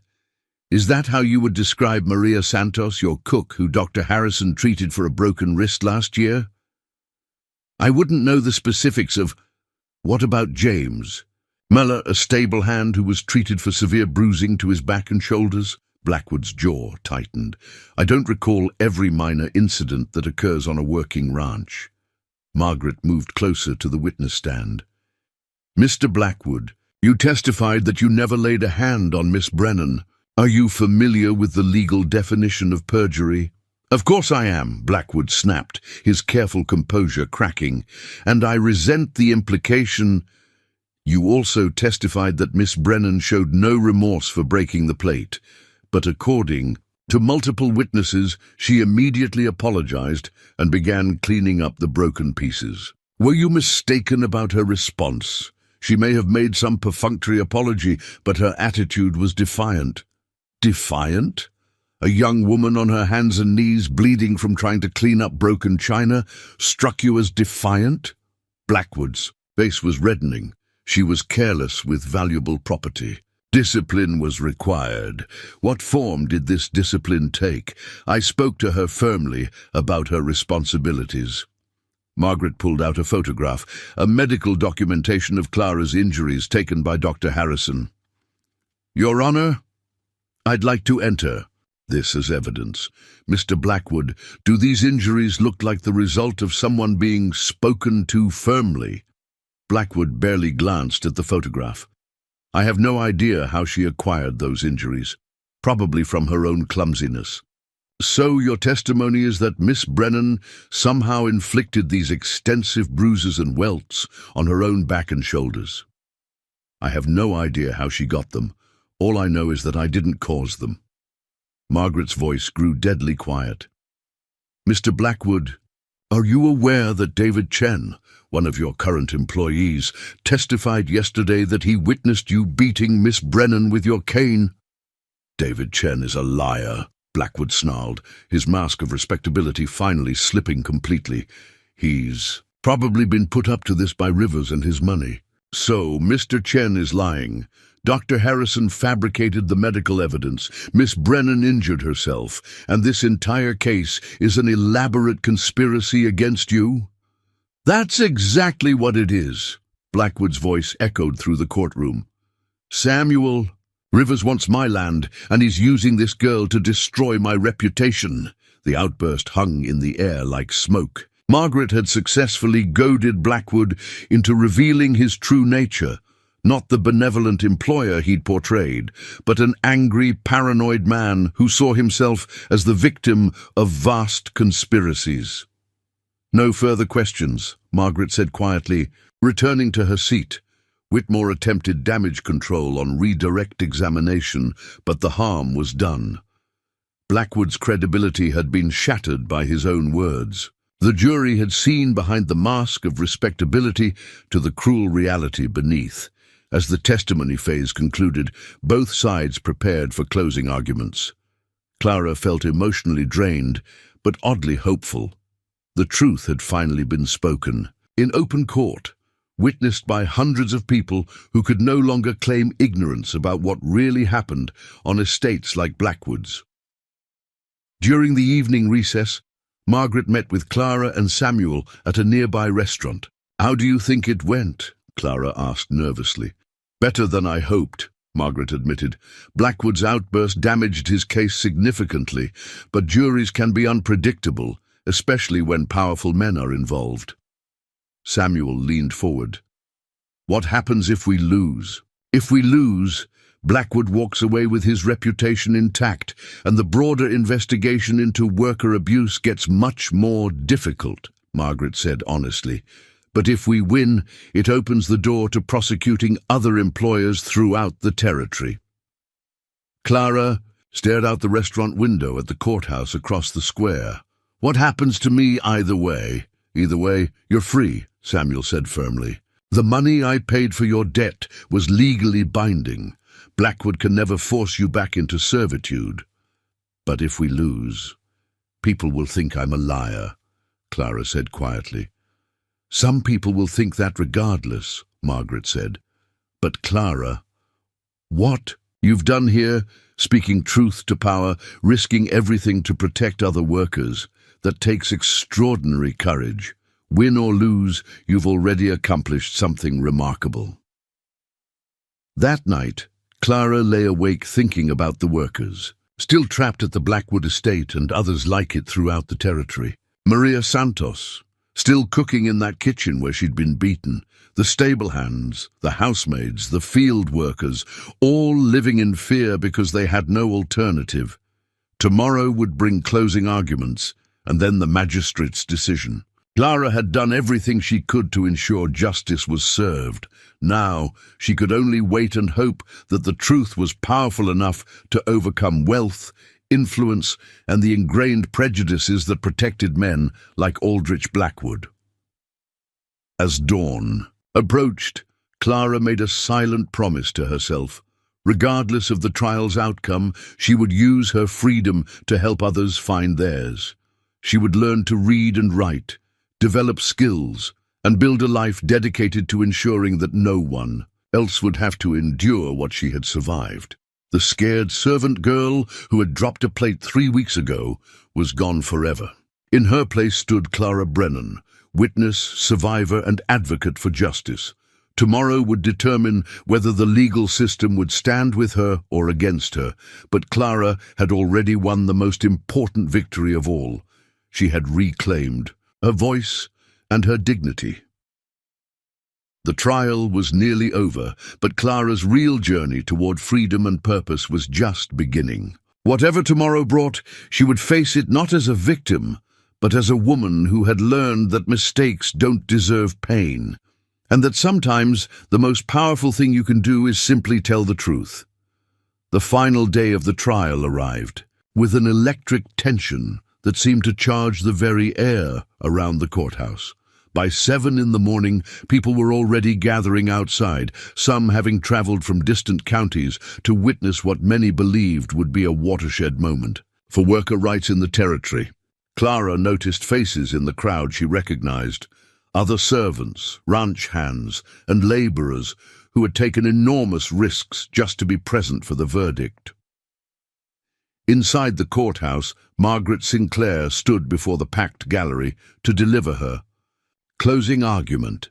She had spent the previous evening carefully crafting her words, knowing this might be her only chance to fundamentally change how the territory's legal system viewed worker protection. "Members of the jury," Margaret began, her voice carrying to every corner of the silent courtroom, "over the past 2 days, you have heard 2 very different versions of what happened on March 15th.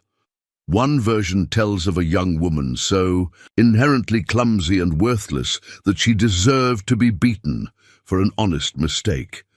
The other tells of systematic cruelty disguised as legitimate discipline." She moved closer to the jury box, making eye contact with each member. "The evidence before you is overwhelming. Dr. Harrison's medical documentation shows injuries consistent with a severe beating. David Chen, at great personal risk, corroborated Miss Brennan's account. Most telling of all, you witnessed Mr. Blackwood's true character when he lost his composure on this very stand." Margaret paused, letting her words sink in.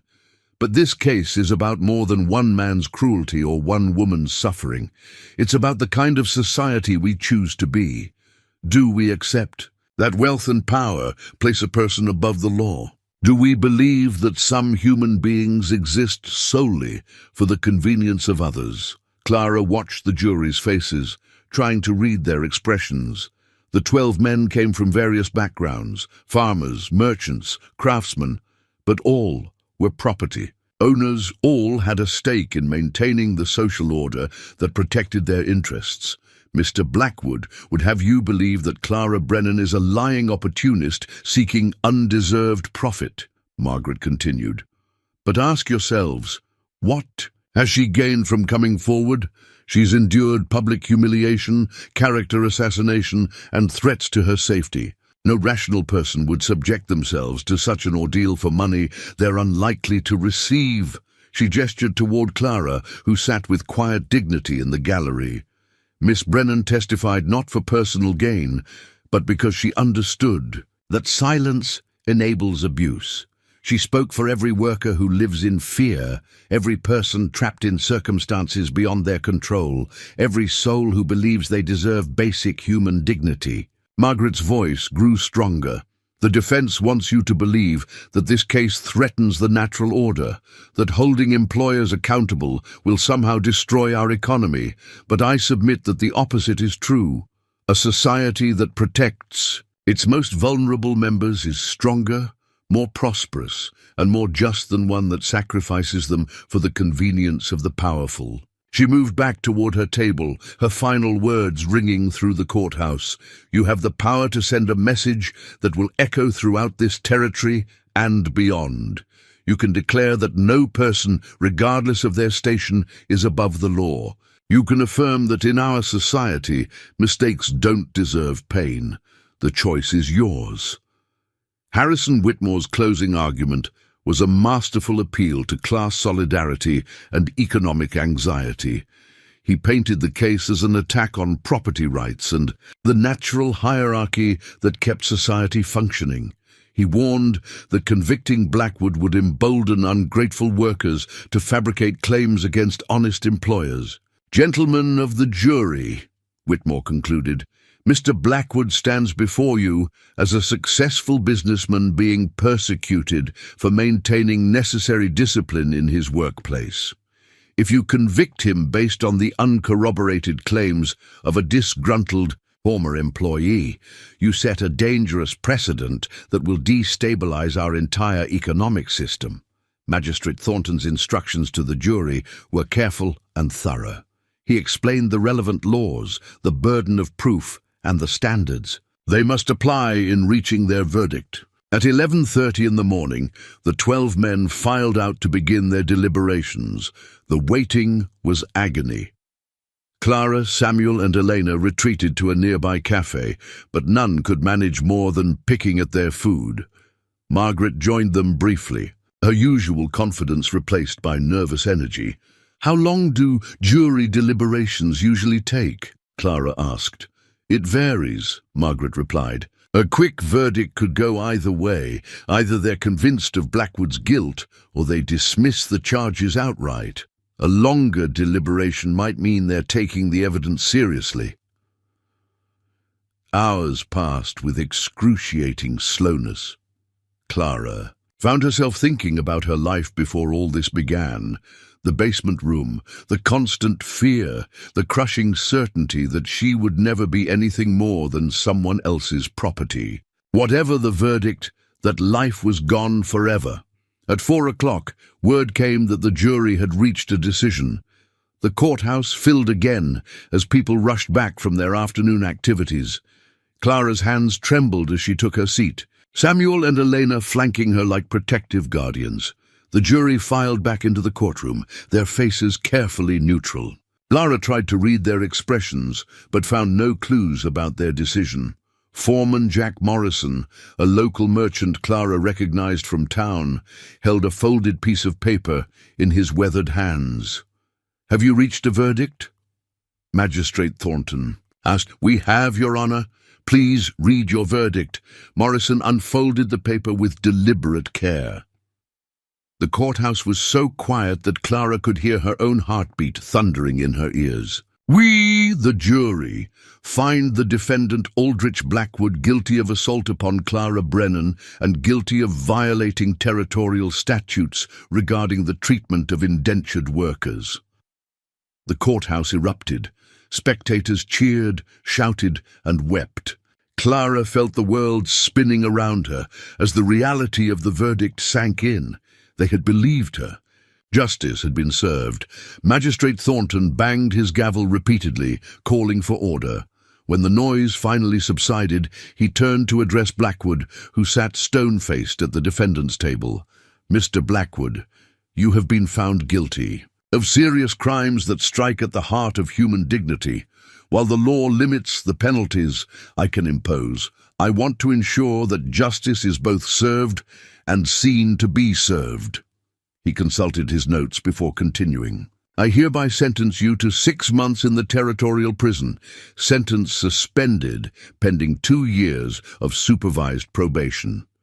You will pay restitution to Miss Brennan in the amount of $5,000. Additionally, your estate will be subject to monthly inspections by territorial labor officials to ensure compliance with worker protection statutes." The financial penalty was enormous, more than 4 times what Blackwood had claimed Clara's family owed him. But more important than the money was the symbolic victory. A powerful man had been held accountable for his cruelty. "Furthermore," Magistrate Thornton continued, "this case has revealed systematic patterns of abuse that demand broader investigation. I am recommending that territorial authorities conduct comprehensive reviews of working conditions throughout this region." As the court session concluded, Clara found herself surrounded by well-wishers and supporters. Workers from various estates approached to thank her for her courage. Several young women, tears streaming down their faces, told her that her testimony had given them hope that their own situations might improve. David Chen appeared at her side, his face beaming despite the uncertainty of his own future. "Thank you," he said simply. "You gave me the courage to speak up." "What will you do now?" Clara asked, concerned about his employment prospects. "Mr. Rivers has offered me a job at his ranch," David said, glancing gratefully at Samuel. says he needs someone who's not afraid to stand up for what's right. Outside the courthouse, Margaret gathered the legal team for a brief celebration. This verdict will have implications far beyond this single case, she explained to Clara. Other workers will be emboldened to come forward. Employers will know they're being watched. You've started something important here, but the most meaningful moment came when a group of Blackwood's current workers approached Clara as she prepared to leave. Maria Santos, the cook who had suffered her own share of abuse, spoke for the group. "Miss Clara," she said, her voice thick with emotion, "we wanted to thank you. Things are already changing at the estate. Master Blackwood is different now, quieter, more careful. Your courage protected all of us." The carriage ride back to Riverbend Ranch was subdued despite the victory. Clara stared out at the familiar landscape, processing the magnitude of what had just occurred. She was no longer just a survivor. She had become a catalyst for change. "What happens now?" she asked Samuel as they approached the ranch. "Now you get to decide what kind of life you want to build," he replied. "You have money, freedom, and skills you're still discovering. The world is open to you in ways it never was before." Clara thought about this as they pulled into the ranch yard. Over the past month, she had begun to glimpse possibilities she'd never dared imagine. Elena's reading lessons had opened entire worlds of knowledge and literature. Her friendships with Annie Foster and the other ranch families had shown her what genuine community looked like. Most importantly, she had discovered that she possessed reserves of strength and courage she never knew existed. "I want to help other people like me," she said finally. "People trapped in situations they can't escape alone." Samuel smiled. "I thought you might say that." Margaret mentioned that the territorial government is looking to hire advocates to work with the new labor inspection program. Interested?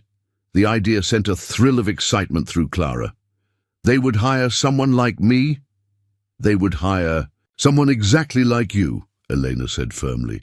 "Someone who understands what workers face, someone who can't be intimidated or bought off." 6 months later, Clara stood in the main street of Cedar Falls, wearing a simple but professional dress and carrying a leather satchel filled with legal documents.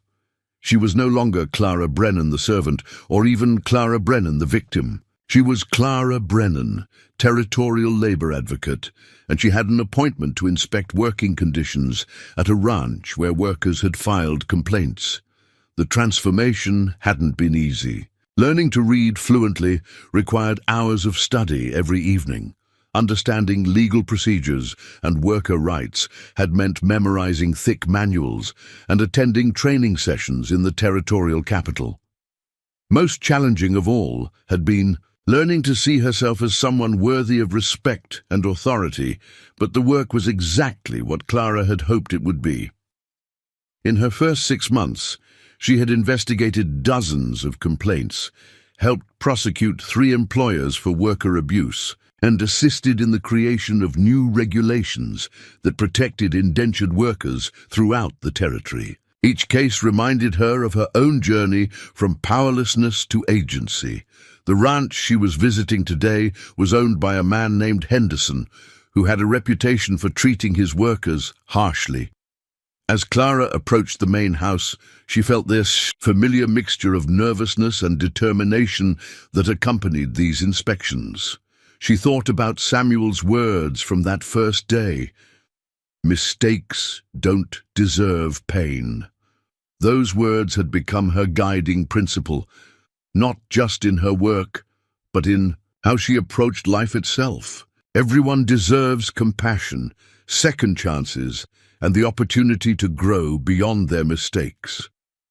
The scared young woman who had dropped a plate had learned that lesson the hard way, but she had learned it thoroughly. Clara knocked on Henderson's door, ready to ensure that the workers on his ranch received the protection and dignity that every human being deserved. Behind her, the sun was setting over the vast territory she now served, painting the sky in brilliant shades of hope and possibility. The girl who had once believed she was worthless had discovered her true value. The servant who had lived in fear had found her courage. The victim had become an advocate for justice. And somewhere in the distance, at Riverbend Ranch, Samuel Rivers was probably telling someone new that mistakes don't deserve pain. Because sometimes the most profound changes begin with the simplest acts of kindness. Clara Brennan had learned that freedom wasn't just about escaping cruelty. It was about using that freedom to ensure others could escape as well. And in that moment, standing on the threshold of another fight for justice, she had never felt more alive or more certain of her purpose in the world. 2 years had passed since the trial that changed Clara Brennan's life, and the autumn of 1887 found her standing before the newly constructed Territorial Workers' Rights Commission building in the capital city of Millfield. The 3-story brick structure represented something that would have been unimaginable just a few years earlier, a government agency dedicated solely to protecting the rights of working people. Clara adjusted her dark blue coat and checked the watch that Samuel had given her for her 23rd birthday. She was no longer the labor advocate working alone on horseback, traveling from ranch to ranch with nothing but determination and a leather satchel. Today, she held the title of Regional Director for Worker Protection, overseeing a staff of 12 investigators and legal advocates who covered 4 counties. The transformation of the territory's labor landscape had been swift and dramatic. The Blackwood case had opened floodgates that powerful interests had tried desperately to close. Within 6 months of the verdict, over 200 formal complaints had been filed against various employers.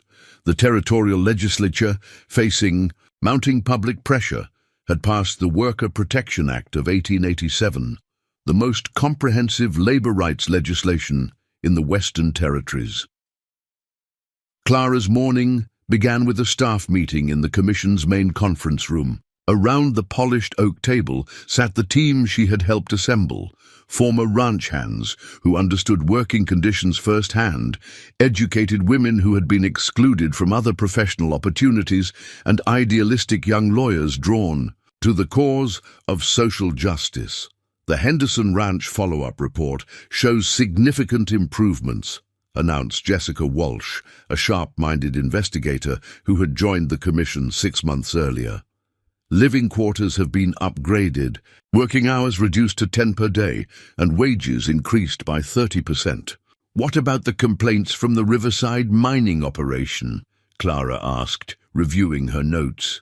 More complex, replied Thomas Grant, their senior legal counsel. The company is claiming that territorial law doesn't apply to mining operations, only to agricultural work. They're threatening to take it to federal court. Clara nodded thoughtfully. These legal challenges had become routine as employers sought new ways to circumvent worker protection laws. Schedule a site visit for next week. We need to document conditions before they have time to make cosmetic improvements. The meeting continued with updates from across their jurisdiction. Former indentured servants were opening small businesses with money received in legal settlements. Children who would have been forced into labor were attending newly established schools. Most significantly, a culture of fear that had dominated worker-employer relationships for generations was slowly giving way to something approaching mutual respect. After the meeting, Clara walked to her private office, a luxury she still couldn't quite believe was hers. The walls were lined with law books, territorial statutes, and framed letters from workers whose lives had been improved by the Commission's interventions. On her desk sat a photograph of the Riverbend Ranch crew, a reminder of where her journey toward justice had begun. A soft knock interrupted her thoughts. "Clara?" The voice belonged to Rebecca Martinez, Elena's 19-year-old niece, who worked as Clara's administrative assistant. "There's a young woman here to see you. She says it's urgent." "Send her in." The woman who entered Clara's office was perhaps 17, with dark hair, frightened eyes, and the telltale signs of someone living under constant stress. Her clothes were clean but worn, and she clutched a small bundle of papers in her trembling hands. "Miss Brennan," she said hesitantly, "my name is Sarah Williams. I worked at the Paramount Estate, about 50 miles north of here." Clara gestured to the chair across from her desk. "Please sit down. Tell me what's happened." Sarah's story poured out in a rush of words, punctuated by tears. The Paramount Estate was owned by Vincent Crowe, a wealthy businessman who had moved to the territory after the Worker Protection Act made his operations in other regions legally problematic. He had recruited workers from the back east with promises of good wages and fair treatment, but the reality was a system of debt bondage that made Aldrich Blackwood's cruelty seem almost quaint by comparison.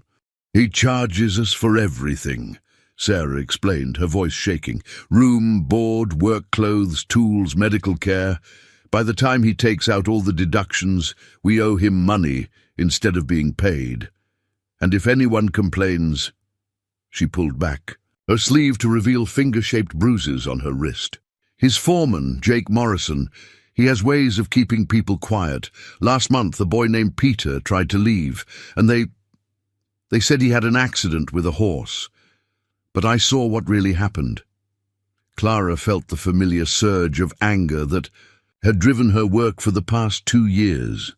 Despite all the progress they'd made, predators like Crowe continued to find new ways to exploit vulnerable people. "Sarah, are you willing to file a formal complaint? It would mean testifying about what you've witnessed, possibly in court." Sarah's eyes filled with fresh tears. "I'm scared, Miss Brennan. Mr. Crowe has connections. Important people come to his estate for hunting parties, politicians, judges, businessmen. What if no one believes me?" Clara leaned forward, remembering her own terror at the prospect of testifying against Aldrich Blackwood. 2 years ago, I was in your exact position. I was terrified that powerful people would destroy me for speaking the truth. But I learned something important. Courage isn't the absence of fear. It's acting despite the fear because you know what's right." She stood and moved to the window overlooking the busy street below. "Do you see all those people down there? Many of them are living better lives because someone found the courage to speak up when it mattered. Your testimony could protect not just the workers currently at Paramount Estate, but prevent future victims from suffering the same abuse." Sarah wiped her eyes with a handkerchief. "What would happen to me? Where would I go if I testify?" "We have arrangements with several legitimate employers who are always looking for reliable workers," Clara explained. "Fair wages, decent conditions, no debt bondage. You wouldn't just be escaping Crowe's estate, you'd be building a real future for yourself." Over the next hour, Clara walked Sarah through the complaint process, the legal protections available to her, and the support systems the Commission had developed for worker witnesses. By the time Sarah left the office, she had signed a formal complaint and agreed to cooperate with a full investigation. That afternoon, Clara made the familiar journey back to Riverbend Ranch. Despite her important work in the capital, she tried to visit Samuel and Elena at least once a month. The ranch had become more than a sanctuary. It was the foundation that kept her grounded in her values and reminded her why the work mattered. Samuel was breaking horses in the main corral when she arrived, his movements as fluid and confident as ever. At 35, he had grown into his role as not just a successful rancher, but as an informal leader in the territory's progressive movement. His ranch had become a model for fair labor practices, and he frequently testified before legislative committees about the practical benefits of treating workers with dignity. "Clara!" Elena's voice called from the house. "Perfect timing. I just finished making your favorite apple pie." The evening meal at Riverbend Ranch had evolved into something of an institution. Workers and their families gathered around the extended Table in Samuel's dining room, sharing food, conversation, and the sense of community that made the ranch special. Tonight's group included David Chen, who had become Samuel's assistant foreman, Annie Foster, who had returned from Teachers College and now ran the territory's first school for workers' children, and several newer ranch hands who were still adjusting to being treated as partners rather than property. "Tell us about the Paramount Estate case," Annie said, as they gathered around the table. "Rebecca mentioned you had a visitor today." Clara shared Sarah Williams's story, careful to protect the young woman's privacy while conveying the seriousness of the situation. The reaction around the table was immediate and angry. These were people who understood exactly what Sarah was experiencing. "Crow thinks he's above the law because he's rich and connected," David said grimly. "Men like him see worker protection laws as obstacles to overcome rather than rights to respect." Samuel carved the roast with thoughtful precision. "What's our strategy for dealing with him? Careful investigation, solid evidence, and coordination with federal authorities," Clara replied. "If Crow is recruiting workers from other territories under false pretenses, it becomes a federal crime. That takes it out of local political influence." Elena passed around the apple pie, her expression troubled. "Mija, you've been working so hard lately. When was the last time you took a real break?" It was a fair question. Clara's dedication to her work had become all-consuming, driven by a sense of responsibility to every worker still trapped in exploitative situations. But Eleanor's concern reflected a deeper worry, that Clara was sacrificing her personal happiness for her professional mission.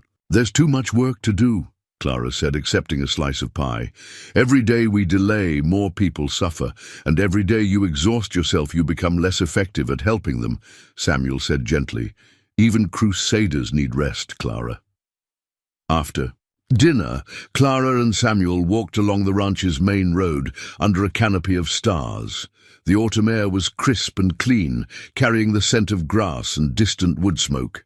It was during these quiet moments that Clara felt most connected to the peace she had found at Riverbend Ranch. "Samuel," she said finally, "do you ever wonder if we're really making a difference? Sometimes it feels like we solve one problem and three more appear to take its place." Samuel was quiet for a long moment, considering his response. "Do you remember what I told you that first day? About Miguel, the boy who died because I didn't have the courage to speak up?" Clara nodded. "I used to think that saving one person couldn't possibly matter in the face of so much injustice, but you taught me something important. Every person we help goes on to help others. Sarah Williams will testify against Crow, and her courage will inspire other workers to come forward. The cycle continues." He paused beside the fence surrounding the main pasture, where cattle grazed peacefully in the moonlight. "The territory you're working to create, one where workers have rights and dignity, it's not just a dream anymore, Clara. It's becoming reality, one case at a time." Clara felt tears threatening, not from sadness, but from the overwhelming sense of purpose that still surprised her sometimes. 3 years ago, she had been a powerless servant who believed she deserved nothing better than cruelty and exploitation. Now she was helping to reshape an entire society's understanding of human dignity and workers' rights. "There's something I need to tell you," Clara said, her voice barely above a whisper. "I've been offered a position with the Federal Department of Labor in Washington. They want me to help develop worker protection policies for all the Western territories." Samuel's expression remained carefully neutral. "That's an incredible opportunity. How do you feel about it?" "Terrified," Clara admitted, "but also excited. The work we've done here could be replicated throughout the West.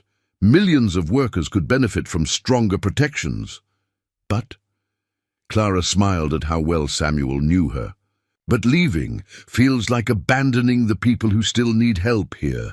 And leaving you and Eleanor feels like losing my family." Samuel took her hand gently. "Clara, you're not abandoning anyone. You're expanding your ability to help them. And family isn't about geography. It's about love and connection that distance can't break. They walked back toward the house in comfortable silence, each lost in their own thoughts about the future. Clara knew that Samuel was right. The federal position represented an unprecedented opportunity to influence policy on a national scale. But it also meant leaving behind the community that had nurtured her transformation from victim to advocate. As they reached the front porch, Elena appeared in the doorway with 2 cups of hot cocoa. "I thought you might want something warm," she said, studying their faces carefully. "You both look like you've been having serious conversations." "Clara has a decision to make," Samuel said, accepting his cup gratefully. Elena settled into her favorite rocking chair, wrapping a shawl around her shoulders against the cool evening air. "The federal job in Washington." Clara stared at her in surprise. "How did you—" "Mija, you think news like that stays secret in a territory this small?" Elena chuckled. "I've been wondering when you'd tell us about it." "What do you think I should do?" Elena rocked slowly, her expression thoughtful. "I think you should remember what brought you here in the first place. You were running from something terrible, and you found something beautiful. Now you have the chance to help other people make that same journey. But the work here isn't finished." "The work is never finished, Clara. There will always be people who need help, injustices that need correcting. The question is where you can do the most good." Clara sipped her cocoa, feeling the warmth spread through her chest. "I keep thinking about all the workers in other territories who don't have anyone fighting for them, places where there's no Worker Protection Act, no commission to investigate complaints." "Then you have your answer," Samuel said simply. 3 weeks later, Clara stood in the same conference room where she had held her first staff meeting as regional director. This time, she was saying goodbye to the team she had built and the work that had defined her adult life. The commission would continue under new leadership, but Clara knew she was leaving behind more than a job. She was leaving behind the place where she had discovered her true calling. Thomas Grant, her legal counsel, had been promoted to interim director. Jessica Walsh would take over field investigations. The systems and procedures Clara had developed would ensure continuity, but she couldn't help feeling like a mother leaving her children. "Remember," she told the assembled staff, "every complaint matters. Every investigation has the potential to change someone's life completely. Don't let bureaucracy or politics make you forget that we exist to serve people who have no other advocates." The farewell party at Riverbend Ranch that evening was both celebration and wake. Workers from throughout the region had gathered to honor Clara's contributions and wish her well in Washington.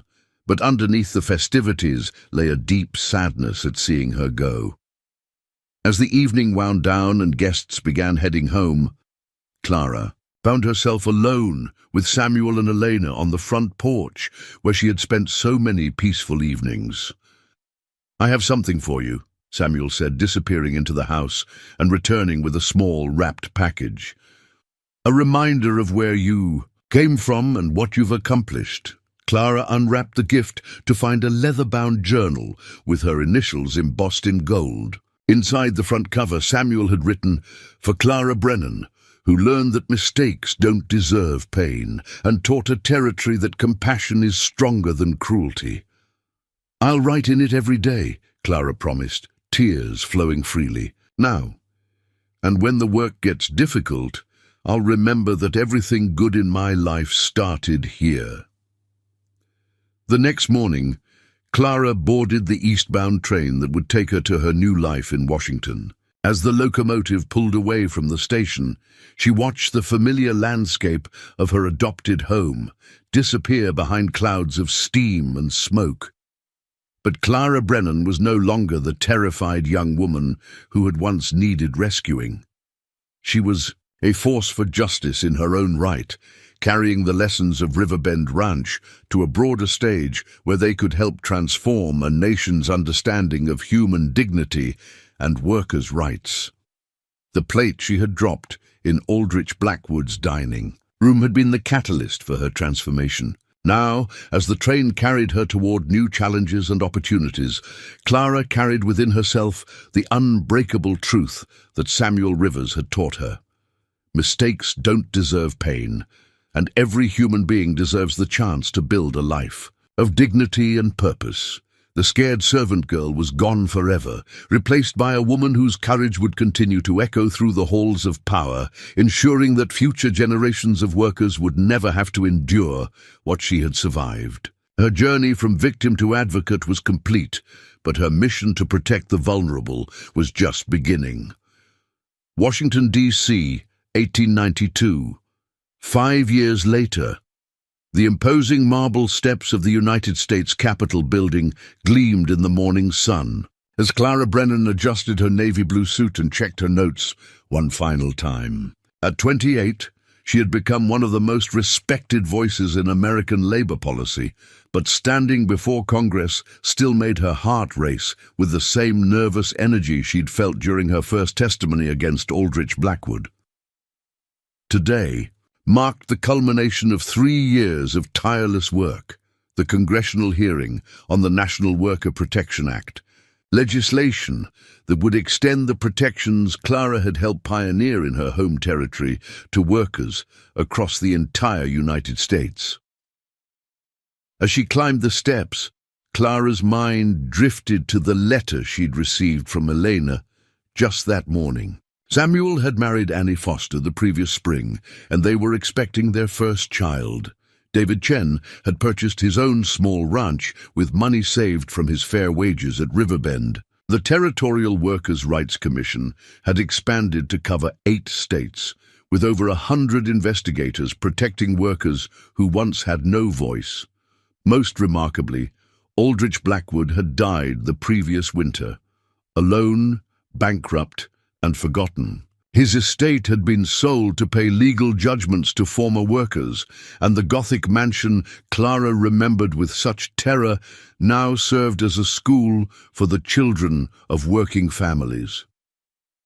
"Miss Brennan?" A young congressional aide approached her, nervously.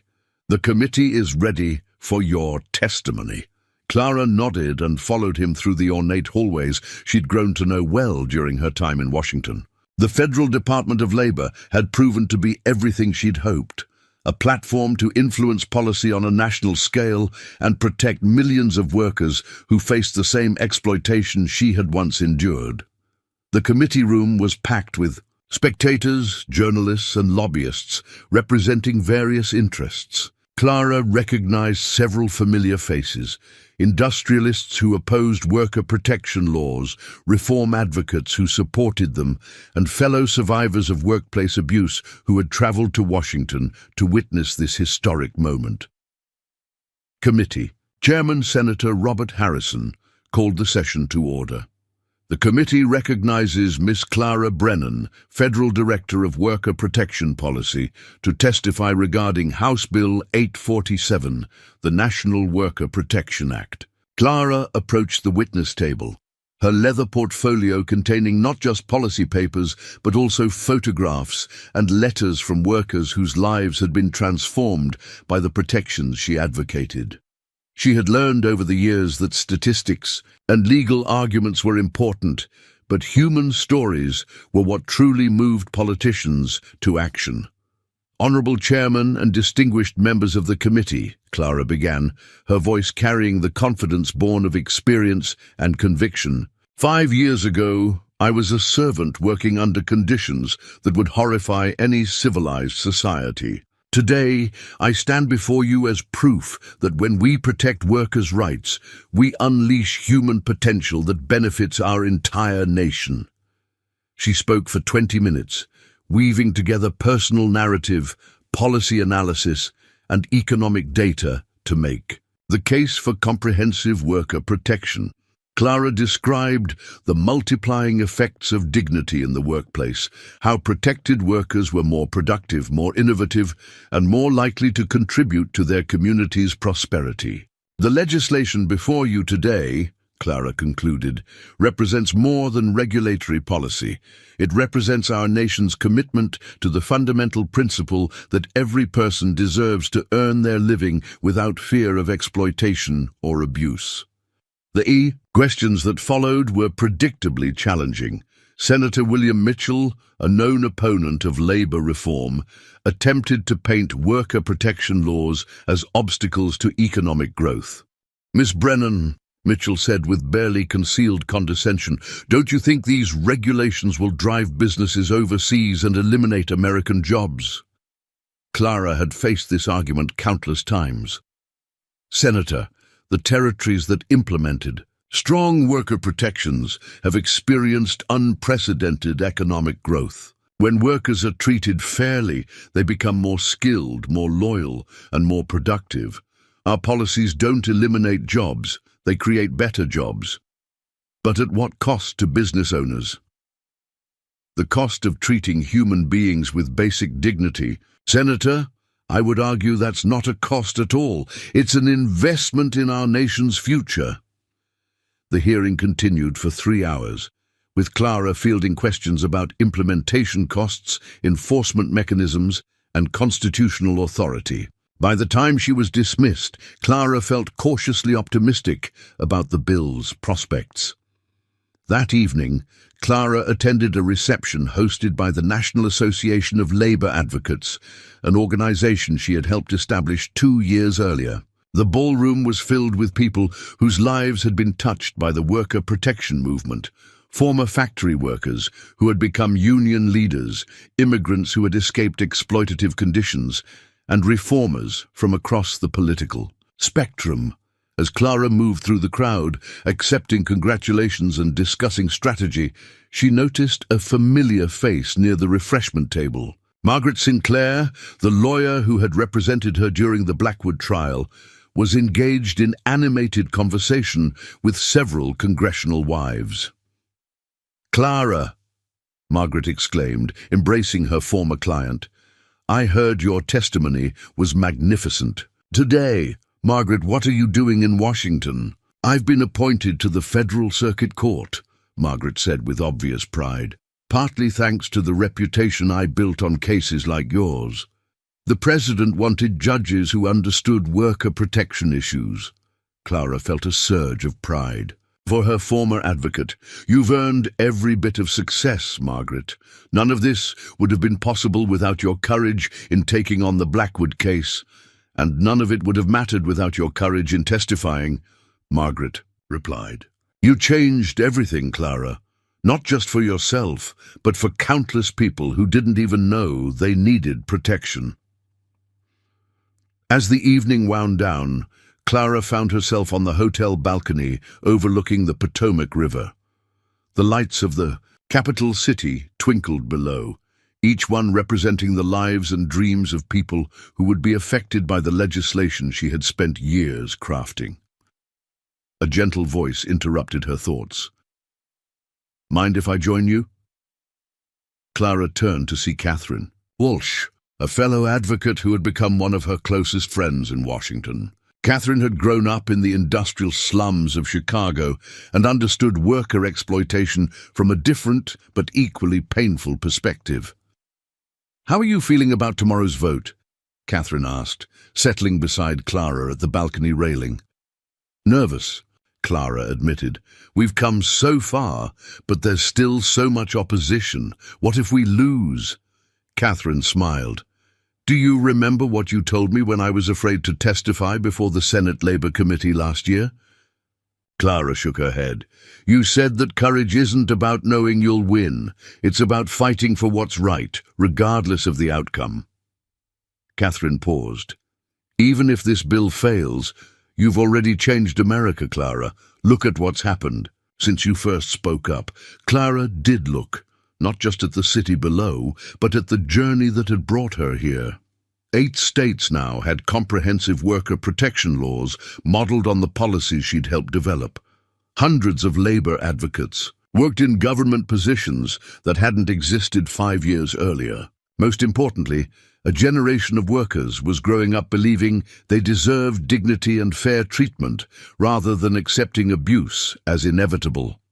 The next morning brought news that Clara had hardly dared to hope for. The National Worker Protection Act had passed the House of Representatives by a margin of 47 votes. The legislation would now move to the Senate, where the outcome remained uncertain, but the victory was significant nonetheless. As Clara prepared for another day of meetings and lobbying, she found a telegram waiting at her hotel desk. It was from Samuel, and it contained just 7 words: "Proud of you. Miguel would be too." Those words brought tears to Clara's eyes. Miguel, the young man whose death had inspired Samuel to intervene when she was being beaten, had become a symbol for Clara of all the workers who hadn't lived to see the changes she was fighting to implement. Every policy victory, every protection extended, every life improved, was also a tribute to those who had suffered in silence. 6 months later, the Senate passed the National Worker Protection Act by a single vote. President Benjamin Harrison signed it into law on a crisp October morning, with Clara standing just behind him as he put pen to paper. The legislation established federal standards for working conditions, created a national system for investigating abuse complaints, and provided legal protections for workers who reported violations. As Clara watched the president's signature make her life's work into the law of the land, she thought about the broken plate that had started it all. That moment of clumsiness and terror had seemed like the end of everything she valued. Instead, it had been the beginning of a transformation that reached far beyond her personal circumstances. That evening, Clara began writing in the journal Samuel had given her years earlier. She had filled dozens of similar volumes since leaving Riverbend Ranch, documenting not just her daily experiences, but also the larger story of how individual courage could create systemic change. "Today," she wrote, "a law took effect that will protect millions of American workers from the exploitation I once endured. But more than that, it represents a fundamental shift in how our society views the relationship between power and vulnerability. We have declared as a nation that mistakes don't deserve pain, and that every person, regardless of their circumstances, deserves to be treated with dignity." Clara paused in her writing to look out the window of her Washington apartment. Somewhere, in the distance, workers were finishing their shifts under conditions that were safer and more humane because of the protections she had helped create. Former servants, factory workers, miners, and farmhands were going home to their families without fear of arbitrary punishment or exploitation.